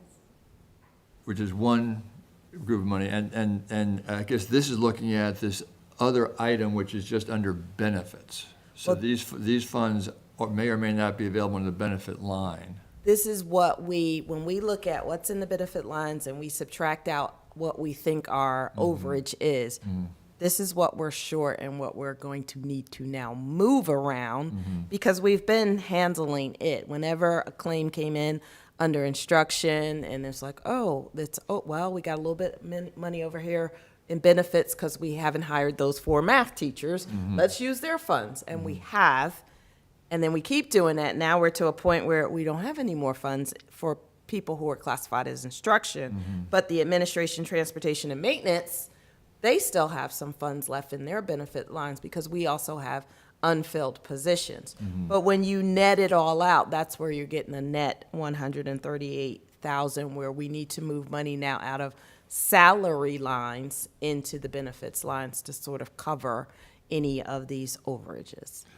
So last question, and I'll pass on to my colleagues. Take your time. So does that mean that we really will not have a significant impact on the deficit of $1.8 million that's in the healthcare account now? Well, look at it this way. Let's say you have a deficit and in your checking account, you got $1 million and you have a deficit of $1.5 million. The $1 million in your checking account, we don't need to move it. It's going to cover that. But what are you now short? 500,000. We're going to your savings account, and we're going to transfer $500,000 in your savings account to your checking account. So when that bill hits, you got the $1 million that was already sitting there, and now you got $500,000 that you didn't have that you would have been short to pay the 1.5 million. So when we look at the 1.8 million, we got about 1.78 million, in there already, and we need another 138,000 by the time it's all set. So we have to move money into a benefit line to cover it. Does that make sense? May I just follow up? So the 1.8 million is under the benefit umbrella, but for unfilled positions? The 1.8 million is what we came in as overcharged. So this is more than what we expected. Yes. All right, of the people who are employed. So if we just say, here's your checking account, you got employed folks and people who aren't here, 1.8 million, it'll say you don't have enough in your employed folks to pay for that, but you got some over here. So so it's still there, but now I'm at the point when the 2 of them don't work together and I'm still short. And the delta is the 138? Yes. Got it, okay. So, I got it. Thank you, Mr. Trost. That was very important. Thank you, Dr. Brennan. I'm going to go back into the order in which we were flowing. Dr. Gupta, if Dr. Sinha didn't have any further follow-up. So following up, I hear the word 1,000, but when you take the taxes out, I'm taking home about $600. That comes out to about $50 a month, a bonus. And if you look at for the last 2 years, that's about $25 a month. I'm taking bonus home. And if you take that stuff money, that's about $1.7 million. If you give it to everybody, that's about $1,700 of bonus. Each individual person at LCS could have it, which we're using to buy things or planning to buy things. And then showing them that we get $1,000 where the take home will be, after taxes, correct me, I'm wrong if the business lady is there, will be about 60 cents on a dollar. After the taxes are taken. Roughly, that's 60 cents on a dollar. So the numbers don't add up. What we see and what we get will be a different thing. All right, Mr. Harvey? Well, I just want to see if I can ask a question that might answer your question. When I look at, and I'm sorry it doesn't have a page, but I'm looking at the retention bonus, 500 part-time, 1,000 full-time. It looks like you have a tabulation to deliver the full 1,500 to each of the employees, and then you have 2 separate line items for the taxes, which then give you a total of $1,778,412 and 35 cents. That's the employer's portion. Yep. Okay, so The employees start to pay a portion. okay, so that is where the answer goes to Dr. Gupta's question. So $500 is really not $500, and $1,000 is really not $1,000. Understood. All right, again, we got this before us tonight. I do want to, I'm only reminding the board in light of our norms and protocols. Whenever a question is addressed to the chair, this board doesn't speak until a vote has occurred of the 9 or 8 or how many board members we have at a time. Only then will that be a direct answer to a question regarding what we're doing. Of course, it has to all be processed in the flow of the right area. So the matter before us at this time either will be to approve what has been presented to us tonight from the administration. And I do not believe that we have not prior to this meeting, but there is a list, I'm assuming all board members have it, of what these things, these specific items are. And again, if I've got to run an operation, it's difficult to run an operation effectively without stuff. So I don't minimize stuff as I celebrate staff, because it is equally frustrating to have to do a job and be held accountable for that job, and you don't have what you need to do the job. Come right to you, Dr. Gupta. So again, either we're going to embrace this, or a board member can bring something else, but it doesn't ever become the will of the board until we take a vote and the majority governs, or the lack thereof. Dr. Gupta. But stuff, let me give you an example. Yes, sir. Get me a ride in a brand new car to Kroger. Okay. That's a beautiful stuff. I enjoy the ride. Sure. Surround sound system, top-notch quality. But as I enter, I'm using a name in a grocery store. I don't even have money to pay. $50 nowadays doesn't even buy you 2 days of grocery. So are we kidding with these people that we're giving you a retention bonus, which doesn't even add up to a reasonable, a respectable amount of money for these people? Thank you, Dr. Gupta. Mr. Harvey. You know, when I look through here, playground mulch, $30,000. Is that $30,000 that we could allocate toward PIE person or toward restorative justice person? Not to say that we don't need the playground mulch, but those are items that I understand are much easier to get from the CARES funding than personnel costs. So I'm siding with Dr. Gupta here, where I feel like that the stuff can come from CARES funding. Is someone prepared to answer that question from administration? I'm not sure if playground mulch. Go in CARES.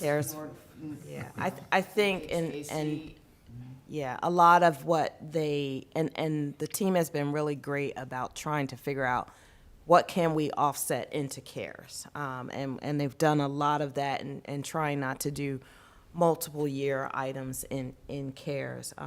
But I can't speak to like the mulch part being in there. But I also do want to just say, I know we're talking stuff, but some of it is security and safety and things like that, which it's very hard to do a budget because in isolation, everything is important. So in isolation, salaries are important.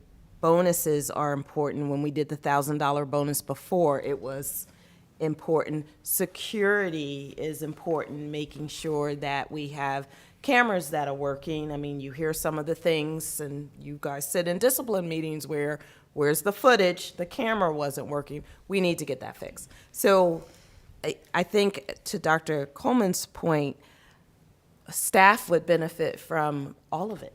Stuff to do the job accurately and salaries and higher salaries.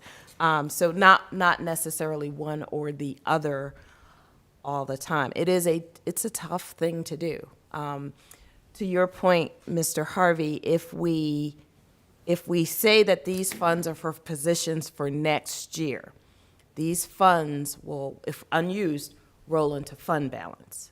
And then to utilize them for a position for next year, after asking you all to agree, then I have to go ask City Council to agree that I can use fund balance funds to fund the restorative justice or the PI person as you have suggested. So I just want to make sure that we understand the process when you put it in a people position. That's a people position that starts on July 1. Well, and not to interrupt, but that $400,000 additional revenue that I mentioned earlier was part of last year's rollover fund balance that we did not actually see until March, because it has to go through all the audits and then it has to go through their whole process. And so it's not something that we would start the school year with. It would be December at the best before we would see any money that was rolled. Dr. Gupta. Let me pick up on that mulch thing, because there are necessities and there are luxury. So if you give me a choice at my home to put mulch in my trees versus putting food on my table for my kids, I'll rather prefer food over mulch. So if you're spending this precious money on luxury items to make things look good, makes me feel that we are saying we're giving a morale booster, thank you thing to our employees, then that money should be used for giving them real thank you, a bonus. Move it all for bonus. I'm not saying why to restrict it to 1.8 million. Do the whole 4 million for bonus. It's a salary line money. Give it for the salaries and benefits. Dr. Coleman? All right, thank you, Dr. Gupta. Dr. Brennan? I'd like to make a motion Sure. that we approve the proposal for reallocation of funds in the budget as presented by the administration, and that the bonus would be at the highest level of the $1,000 for a full-time employee and $250 for a part-time employee. All right, is there a second to Dr. Brennan's motion? A second. All right, it's been moved by Dr. Brennan and seconded by Ms. Morrison that we would approve the reallocation of funds to support current division and school needs and requests as stated in the packet and the motion. Any further discussion? Mr. Harvey. I will be voting against this motion because I feel like that this board has not yet adequately addressed our budget for next year, in which we have all talked about. We are going to make staff salaries our priority, and we've all said we were going to honor that 8%. And with City Council telling us no more additional money, then it's up to us to roll up our sleeves and sharpen our pencils. And I have a tough time approving this funding to be relocated for other things when we have not yet met that initial commitment that we've said to staff. Thank you, Mr. Harvey. Dr. Gupta? And I'm going to vote no too, because to me, voting yes will be minimizing the hard work of all the employees at LCS. Basically, I'm saying the stuff is more important than the bonus. So my vote will be no unless the whole money goes for the bonus. Thank you, Dr. Gupta. Dr. Brennan. And I know, I'm sure this has been said before, I just want to say it, just to reiterate one more time, which is that, so this is one-time funds that we have to use by June 30th. And we've always said in the past that we don't want to establish a precedent where we can't carry it forward. So this is not sustainable. The budget discussion is separate from this discussion in my mind. I don't see us using those funds for the budget because it is a one-time that goes away June 30th. We will not have them 2 years from now. Just my opinion, my understanding, but I don't want to do that. Yeah, but the bonus is one time. Bonus is not. No, bonus, exactly right. Bonus is one time. As funds we have is a one time, and I think that the bonus is a good bonus to give to the employees that, and I kind of disagree with you because let's double the bonus so we get them up to $1,200 a person. You know, from some people's point of view, maybe that's still not a lot, but I think a $1,000 bonus for a full-time employee is significant and would be appreciated. Just my opinion. The chair is going to maintain the order of the meeting, and typically all of our board members respect our rules, and we appreciate that. I will certainly recognize you when you have the floor. I certainly will be supporting this motion for the reasons that Dr. Brennan just stated. And of course, you heard what Dr. Carter said earlier as we're seeking to move forward. After this, we still will have our budget reconciliation piece, and it will not be disturbed by what we do in this particular matter.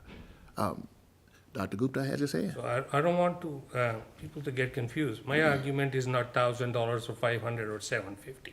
Yes, That's sir. not the argument.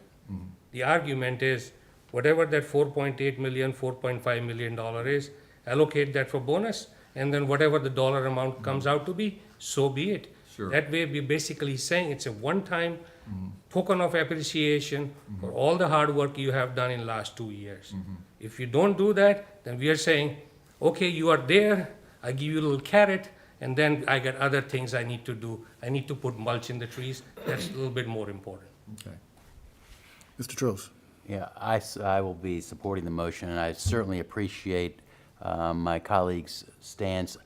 I agree with Dr. Gupta that I'd love to give everything, but at some point I have to rely upon the boots on the ground, if you will, and the boots on the ground say that certain things are important, the stuff. I fully agree with you, Dr. Gupta, in terms of I'd love to give them all the money, but if you look at the relative difference between the $1,000 and if you added the 1.2 million, it was another $500 or something along those lines, maybe $600. Relatively speaking, percentage-wise, it's a large number. Relatively speaking, it's not a huge difference. I do think $1,000 to these people, to everybody, me included, is a lot of money. And unfortunately, Uncle Sam and crew get their piece. Mr. Harvey, you bring up a very good point that I struggle with because I fully support the 8%. That's one of my big objectives of being on this board is to get our staff salaries up. What I don't quite understand is, and I think Dr. Brennan's maybe brought that point up, I'm concerned that if we don't use this money, when is this money available for going forward for the 8%? I'm not sure I understand that part. That's right. It's not, and, sorry.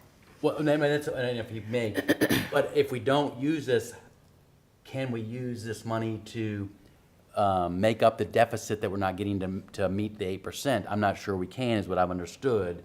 So I want to make sure we give the staff something, lock it in now, and then go fight for that 8% on another day, versus potentially not giving them this now, and then still having to fight for the 8%. And I didn't, maybe I won't be able to get the whole 8%. So I really want to support it. I want to recognize the staff. I fully support giving them the maximum possible, given the input from Dr. Edwards and her team. And I think this is what we're giving here. Thank you, Mr. Trost. Is anyone who would like to speak? I'm get you, Dr. Gupta. You know I am. Is there anyone who has not spoken to this discussion on the motion that was made by Dr. Brennan and seconded by Ms. Morrison, who hasn't spoken yet that would like to speak, either to identify your support for the motion or any other concern? If not, Dr. Gupta, go right ahead. What I feel like is I'm offering somebody breadcrumbs when I can offer them a slice of bread. This is how it feels like. And you make it feel like I'm giving you a bonus, $1,000 bonus, where there's a potential of about $1.7 million more sitting out there. 1.2 million more. No, 1.2 plus 500 for IT. You want to take the IT, okay. So the point is, when these bus drivers come up, when the hourly wage employees come, we say they are very important to us. We care about you. When it's time to care, then we start looking in the other direction and the care goes away. That's how I look at it personally. And I sound very passionate. I sound like people are smiling and so be it. But to me, this is a issue which hits, for rich people it doesn't make sense, but to me it does. But we appreciate, Dr. Gupta. I appreciate what you stated. I was in the finance meeting when Ms. Morrison gave one of the most passionate, substantive arguments for why this is here in the first place as it is presented. So I think we respect each person's thoughts. I would like for us to go ahead and carry this motion one way or another at this time, unless something new, fresh, and substantive can be added to what we've already said. Not taking away anyone's right for further discussion, but hearing none, Madam Clerk, could you please call the roll? If you vote yes, you are in support of the motion made by Dr. Brennan, second by Ms. Morrison, that we will approve this budget reallocation as presented by administration tonight. If you vote no, that means you are not in favor of it. Madam Clerk, please call the roll. School Board Member Trost? Yes. School Board Member Dr. Brennan? Yes. School Board Member Ms. Morrison? Yes. School Board Member Dr. Coleman? Yes. School Board Member Dr. Sinha? Yes. School Board Member Dr. Gupta? No. School Board Member Mr. Harvey? No. Motion carries 5-2. Thank you, members of the board, for your robust discussion, and I will state that there will be budget reconciliation discussions going forward once we get all of our information. That will now move us to L2, our local plan for Perkins Fund, CTE, and I was in a meeting with Mr. Harvey with this great group, and Dr. Bryan is before us, Dr. Edwards. Yes, so I'm just going to turn it right over to Dr. Bryant. Hey, everybody. Hey, Dr. Coleman, How are you? Dr. Edwards, school board members. I'd like to review the proposed 2022-2023 Carl Perkins spending for career and technical education for next year. I'll just review the spending part. We'll go over career promotion for $5,000. We'll be spending money on career assessments, transportation to field trips, career fairs, that kind of thing. We're going to be supporting CTE student organizations. Our student organizations are back. We have been participating this year in local, state, and even going to a national event. Professional development for our teachers. One thing that's been increasing the last couple of years, which has been a good thing, has been software and electronic textbooks. That's been a good thing. So students can have their textbook on their Chromebook. We're working on our middle school labs, especially at some of our older schools. We have new tables, new computers. We're continuing to update those. We're going to update our business labs at both high schools. Then we're going to buy some equipment, carpentry equipment, cosmetology equipment, criminal justice, new training tables for our sports medicine labs, new grills for culinary arts, some learning modules for auto technology, and we're going to be purchasing items for safety glasses and other PPE for laboratory classes. One of my favorite things to do is replace equipment that's worn out. That means it's being used. So if we have to buy 20 clippers for cosmetology every year, then I'm all for it. If we have to buy new sanders, I'm really all for it. So I really enjoy that part of my job. Thank you for your time and support, and Dr. Coleman and Mr. Harvey for attending our last CTE advisory meeting. Appreciate you coming out for that. It was great to be back in person in a meeting the first time in 2 years. And we had some good, and that led to good discussion, really. And this has been approved by our CTE Advisory Committee. So, All right, thank you, Dr. Bryant, and you have a wonderful group. You're doing some great work. Dr. Edwards, I see information here for tonight, but are we able to approve this? yeah, if you'd like to, yes. Yeah. I think they've got work to do, and is there a motion, Mr. Harvey? I'm honored to be able to make the motion that we approve the Perkins plan as submitted. I second it. Thank you. The motion was made by Mr. Harvey, seconded by Dr. Gupta, that we will approve the 2022-23 plan for the Perkins Grant Funds. Is there any further questions or discussion? Hearing none, Madam Clerk, please call the roll. School Board Member Trost? Yes. School Board Member Dr. Brennan? Yes. School Board Member Ms. Morrison? Yes. School Board Member Dr. Coleman? Yes. School Board Member Dr. Sinha? Yes. School Board Member Dr. Gupta? Yes. School Board Member Mr. Harvey? Yes. Motion carries 7-0. All right, thank you. Thank you, Dr. Brown. You keep up the great work. I have your signature, so I don't have to. All right. All right. Thank you, sir. Thank you. Thank All you. right. Okay, all right, y'all. We did a lot tonight. Now we're going to superintendent's comments. Absolutely. So, just a reminder to the board that the next 2 weeks are our appreciation event, and if you have not already signed up to support us in delivering wonderful box lunches to the staff, it is so much fun. Please do sign up. One more congratulations and thank you to the Ed Foundation for sponsoring the Senior Honors Dinner, which was absolutely wonderful yesterday. Just to see our kids excited and, oh my goodness, wait till you see the list of colleges that they're all going to. Very, very impressive in spite of the pandemic.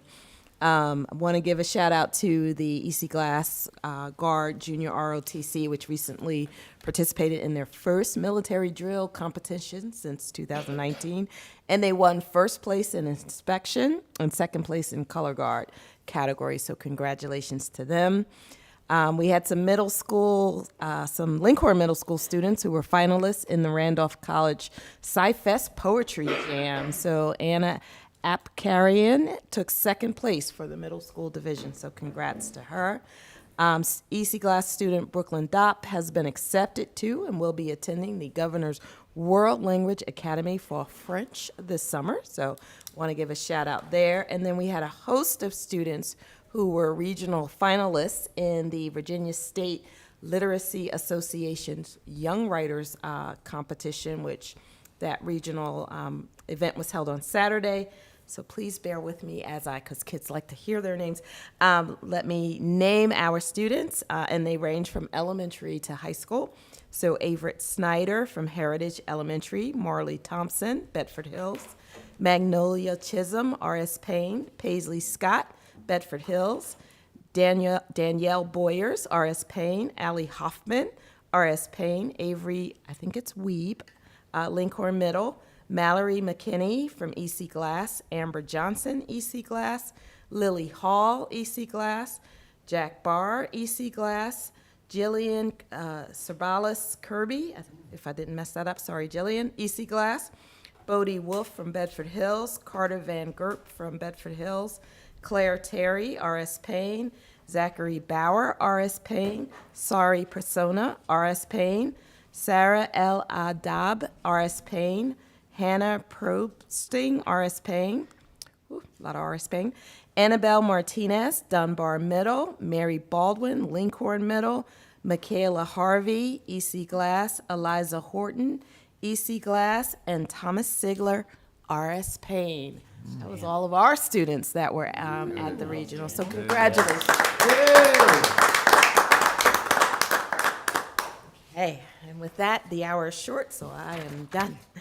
Well, thank you, Dr. Edwards, for the great work that you ongoingly involved in. I'm going to start with School Board Member Harvey for board comments. Thank you, Mr. Chair. First off, I'd like to send a shout out to my friends at TC Miller for their presentation of Beauty and the Beast Junior. They gave shows on Friday, Saturday, and Sunday. I was at the Friday show, and it was a sold-out full house, which I think is the first time that TC Miller has had a sold-out full house. The students did a wonderful job, and all of the teachers and the parents that helped out with the production, just a big thank you to them. You know, we around this table, we talk about how much we support our staff and all they do during the regular workday, but we also need to thank them for the extra time that they put in with their students in evenings, afternoons, and on weekends to be able to put on such a great production. So all of these young people, we're going to see them at middle school plays and at high school plays in the future. So we've got a great pipeline of talent in LCS for the theater. I'd also like to reinforce, I think we've already been talking about this several times, but the Education Foundation and the work of Jody Gillette and her board and all of her staff there did an excellent job with the seniors night, also with the Day of Appreciation for our staff. I know that weeks and weeks of work went into all of that, and I want to also thank all the community members that helped in supporting those activities. Also wanted to thank LCS staff for all they're doing with the community conversations as we're struggling and dealing with the facilities reports and demographic reports and sort of where we go from here. One thing that Ms. Pugh and I were really talking about is we really want to encourage community involvement. This is the time when the community can really stand up and speak. I felt like we're getting great representation from our staff. Our staff are showing up, they're being engaged, they're talking, they're sharing their ideas. But I really would like to see a lot more community involvement. Take advantage of these opportunities. This is when we can hear your voices, because I know that the past two that I've attended, a majority of our board members are there. So we're hearing what you have to say around the table, and these items are being documented for us as we move through this process. So I really want to encourage community involvement. Thank you, Mr. Chair. Thank you, Mr. Harper. Mr. Harvey, you've been a staple for community involvement, and we appreciate your remarks. Dr. Gupta. I'd like to recognize Officer Ramirez. Are you there? The star of our LCS system. You know, she's here, and we thank you for everything you do. Thank you. Every day at EC Glass. We really appreciate it. If you guys can hear me, thank you to all our wonderful teachers. That's awesome. She always does with a smile, and I know I wanted to bring something. We recognize school board members who are leaving after their 3-year term with a chair and, you know, things like that. But I think school board term, even 1 year or 1 term or 2 terms, requires a lot of time and effort. Yes, sir. So what I will ask my colleagues is to reconsider that policy. So if somebody is leaving after 2 terms or 1 term, same honor should be bestowed on them, just like we do it for a 3-year term. Madam Clerk, so note that it's for consideration. Thank you, Dr. Gupta. All right, Dr. Sinha. Well, I too have appreciated the turnout for the community conversations, particularly among instructors and staff and my fellow school board members. That's been really good. Would like to see more parents involved there, but maybe it's too early and too soon. You know, the nice thing about these conversations is we do go off in these tangents and get a little off task, but I had a wonderful conversation about how valuable and necessary behavior coaches are for assisting teachers in how they approach things. And it was really insightful to hear that, because we talked about, you know, thinking of the shape of education, not just the physical space, but how it takes shape and what our students' needs are and how that's affected by physical space. And so that's how we got onto that. So I'm grateful that we're able to have behavior coaches. Now I'm thinking we need more because they are so helpful. And it's reminding me that I just need to talk to teachers more about their experiences. And it's hard for me to get into schools during the day, but these conversations have really opened it up to hear from them about their needs and concerns in the classroom. So grateful for that experience and looking forward to the next few conversations to come up. Wow. Thank you, Dr. Sinha. I would like at this moment, since we're getting to Dr. Nilles, I do want to acknowledge, obviously Dr. Nilles is not here tonight, and we did receive resignation from Dr. Nilles. At that time, his lovely wife was still alive, and the funeral service for her, as I understand, will be this Thursday. But I do want to acknowledge that Mayor Dolan, and I cannot speak for council, but Mayor Dolan does want us to know that she has consulted the city attorney, Mr. Friedman, and the appropriate section of the code around this type of thing when a resignation occurs. And I wouldn't dare read all of that to you. But in terms of the verbiage of the code, it does allow us leeway, and it would be impracticable to appoint an interim at this time. And so since it's just a couple of school board meetings left, we will honor him in the process and wait until we have determined a replacement for the District 3 seat. And so, Dr. Nillis, you can't hear us, but we just want to applaud for your service, man.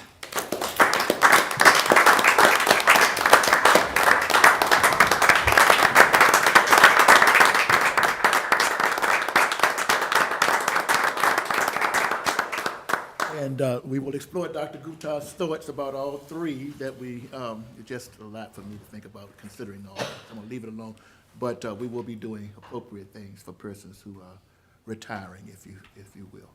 All right, next one is Dr. Carter. If you could allow me just to read her statement very quickly.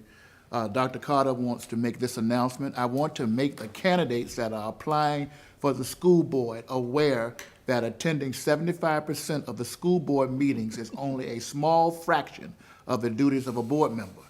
There is professional development, disciplinary committee meetings, master board trainings, retreats, and necessary call meetings, a learning curve, policy work, homework, and the willingness and necessity to learn that the power and direction of the board rests with the 9. As I was told and accepted, one board member is just that, one member. It is the 9 members who make the decisions that we support. Most importantly, we do this work for the students of LCS so that we can proudly say every child by name and need to graduation and beyond. Those are the remarks from Dr. Sharon Carter. Ms. Morrison. Well, that's a hard act to follow. I know that we've asked for a lot of data so that we can get a baseline for where we are and where our kids are, but I hope that we will look at the number of tests that our young students and the time that we're losing from class, and try to make some adjustments there. I just think every minute should be within as much instruction time as we can possibly give our teachers. They prepare for it, and our students benefit from it. Wow. Thank you, Ms. Morrison. Dr. Brennan. And I just want to follow up with that, I think we all heard the frustration in Mr. Reed's voice about the issue of testing, and I do hope that somehow we will follow up with that as administration and as the board to actually just to look into it and decide whether we're over testing, and we were told before that that was going to be addressed, and I'm sure it has been, but it may need to be followed up. Briefly, I'd like to make, I had 2 interesting events which are sort of related in the last week. One is that I finally got back to Deerington Elementary School to do my reading to the 2nd grade class last week, which was really fun, and hadn't done it in 2 years, but it was a real treat. And then on Sunday, we had the opportunity to go to the senior honor award evening, which was also great. And part of that, as I think everyone knows, is that the student will pick a teacher who has had impact on them to do that. So it was fascinating to me that on Thursday I was with Miss Mariner in her 2nd grade class in Deerington, where she's been for, I assume, 100 years with these lovely little children. And on Sunday night, there she was with Alicia Oakes, who was a standout athlete, full scholarship to Stanford, who she picked as her teacher to be with her that night from the 2nd grade. And the reason I say that, obviously, is to compliment both of them, but also say this is our last meeting where the teachers will be in place. School will be over in June. So I just want to make that as an example of how much I appreciate, I'm sure we all appreciate what the teachers do and what an impact they have on someone's life. That was such a great example of that, but just one example of so many great staff that we have, and I just can't thank them enough for all their work for this year. Well said, Dr. Brennan. Mr. Trost. And just to build on that, the impact that these professionals, these teachers have, is why we need to have that 8% raise for these, to recognize them and appreciate them for the impact they have on the students. Also want to stress that please, the public, come out, parents, guardians of the children, come out to the community conversations. That is so important that we get out there, and we want to hear from you folks in terms of the direction of where we go with the schools. Some of the best conversations I've had are with the parents that have been there. Fortunately, I have a conflict for this coming Monday. Apologize for that. But please get out there and have a direct impact and give us guidance on what you guys want from community members. So look forward to seeing people out there. Thank you so much. And again, thank you for our teachers. Thank you, Mr. Trost. Item O, the informational items are listed before you, in which you will see, as Dr. Sinha indicated earlier, the legislative advocacy will be meeting on May 10th at 3:30. Our next school board work session is Tuesday, May the 17th. Finance and Facilities on May 24th. And you have the community conversations scheduled. And we're looking forward to this Monday, May the 9th at Paul Monroe Elementary School. All right, now we move to item P. And pursuant to the Code of Virginia, Section 2.2-3711A, 1, the school board needs to convene a closed meeting for the purpose of discussing the following specific matters: the superintendent's evaluation. Is there a motion to move into closed meeting? I'll move. Moved by Dr. Sinha, is there a second by Dr. Brennan? Any further questions or discussion? Hearing none, Madam Clerk, please call the roll. School Board Member Trost? Yes. School Board Member Dr. Brennan? Yes. School Board Member Ms. Morrison? Yes. School Board Member Dr. Coleman? Yes. School Board Member Dr. Sinha? Yes. School Board Member Dr. Gupta? Yes. School Board Member Mr. Harvey? Yes. Motion carries 7-0. Motion carries. We will be going upstairs to room 206, and then afterwards we will come back here to certify.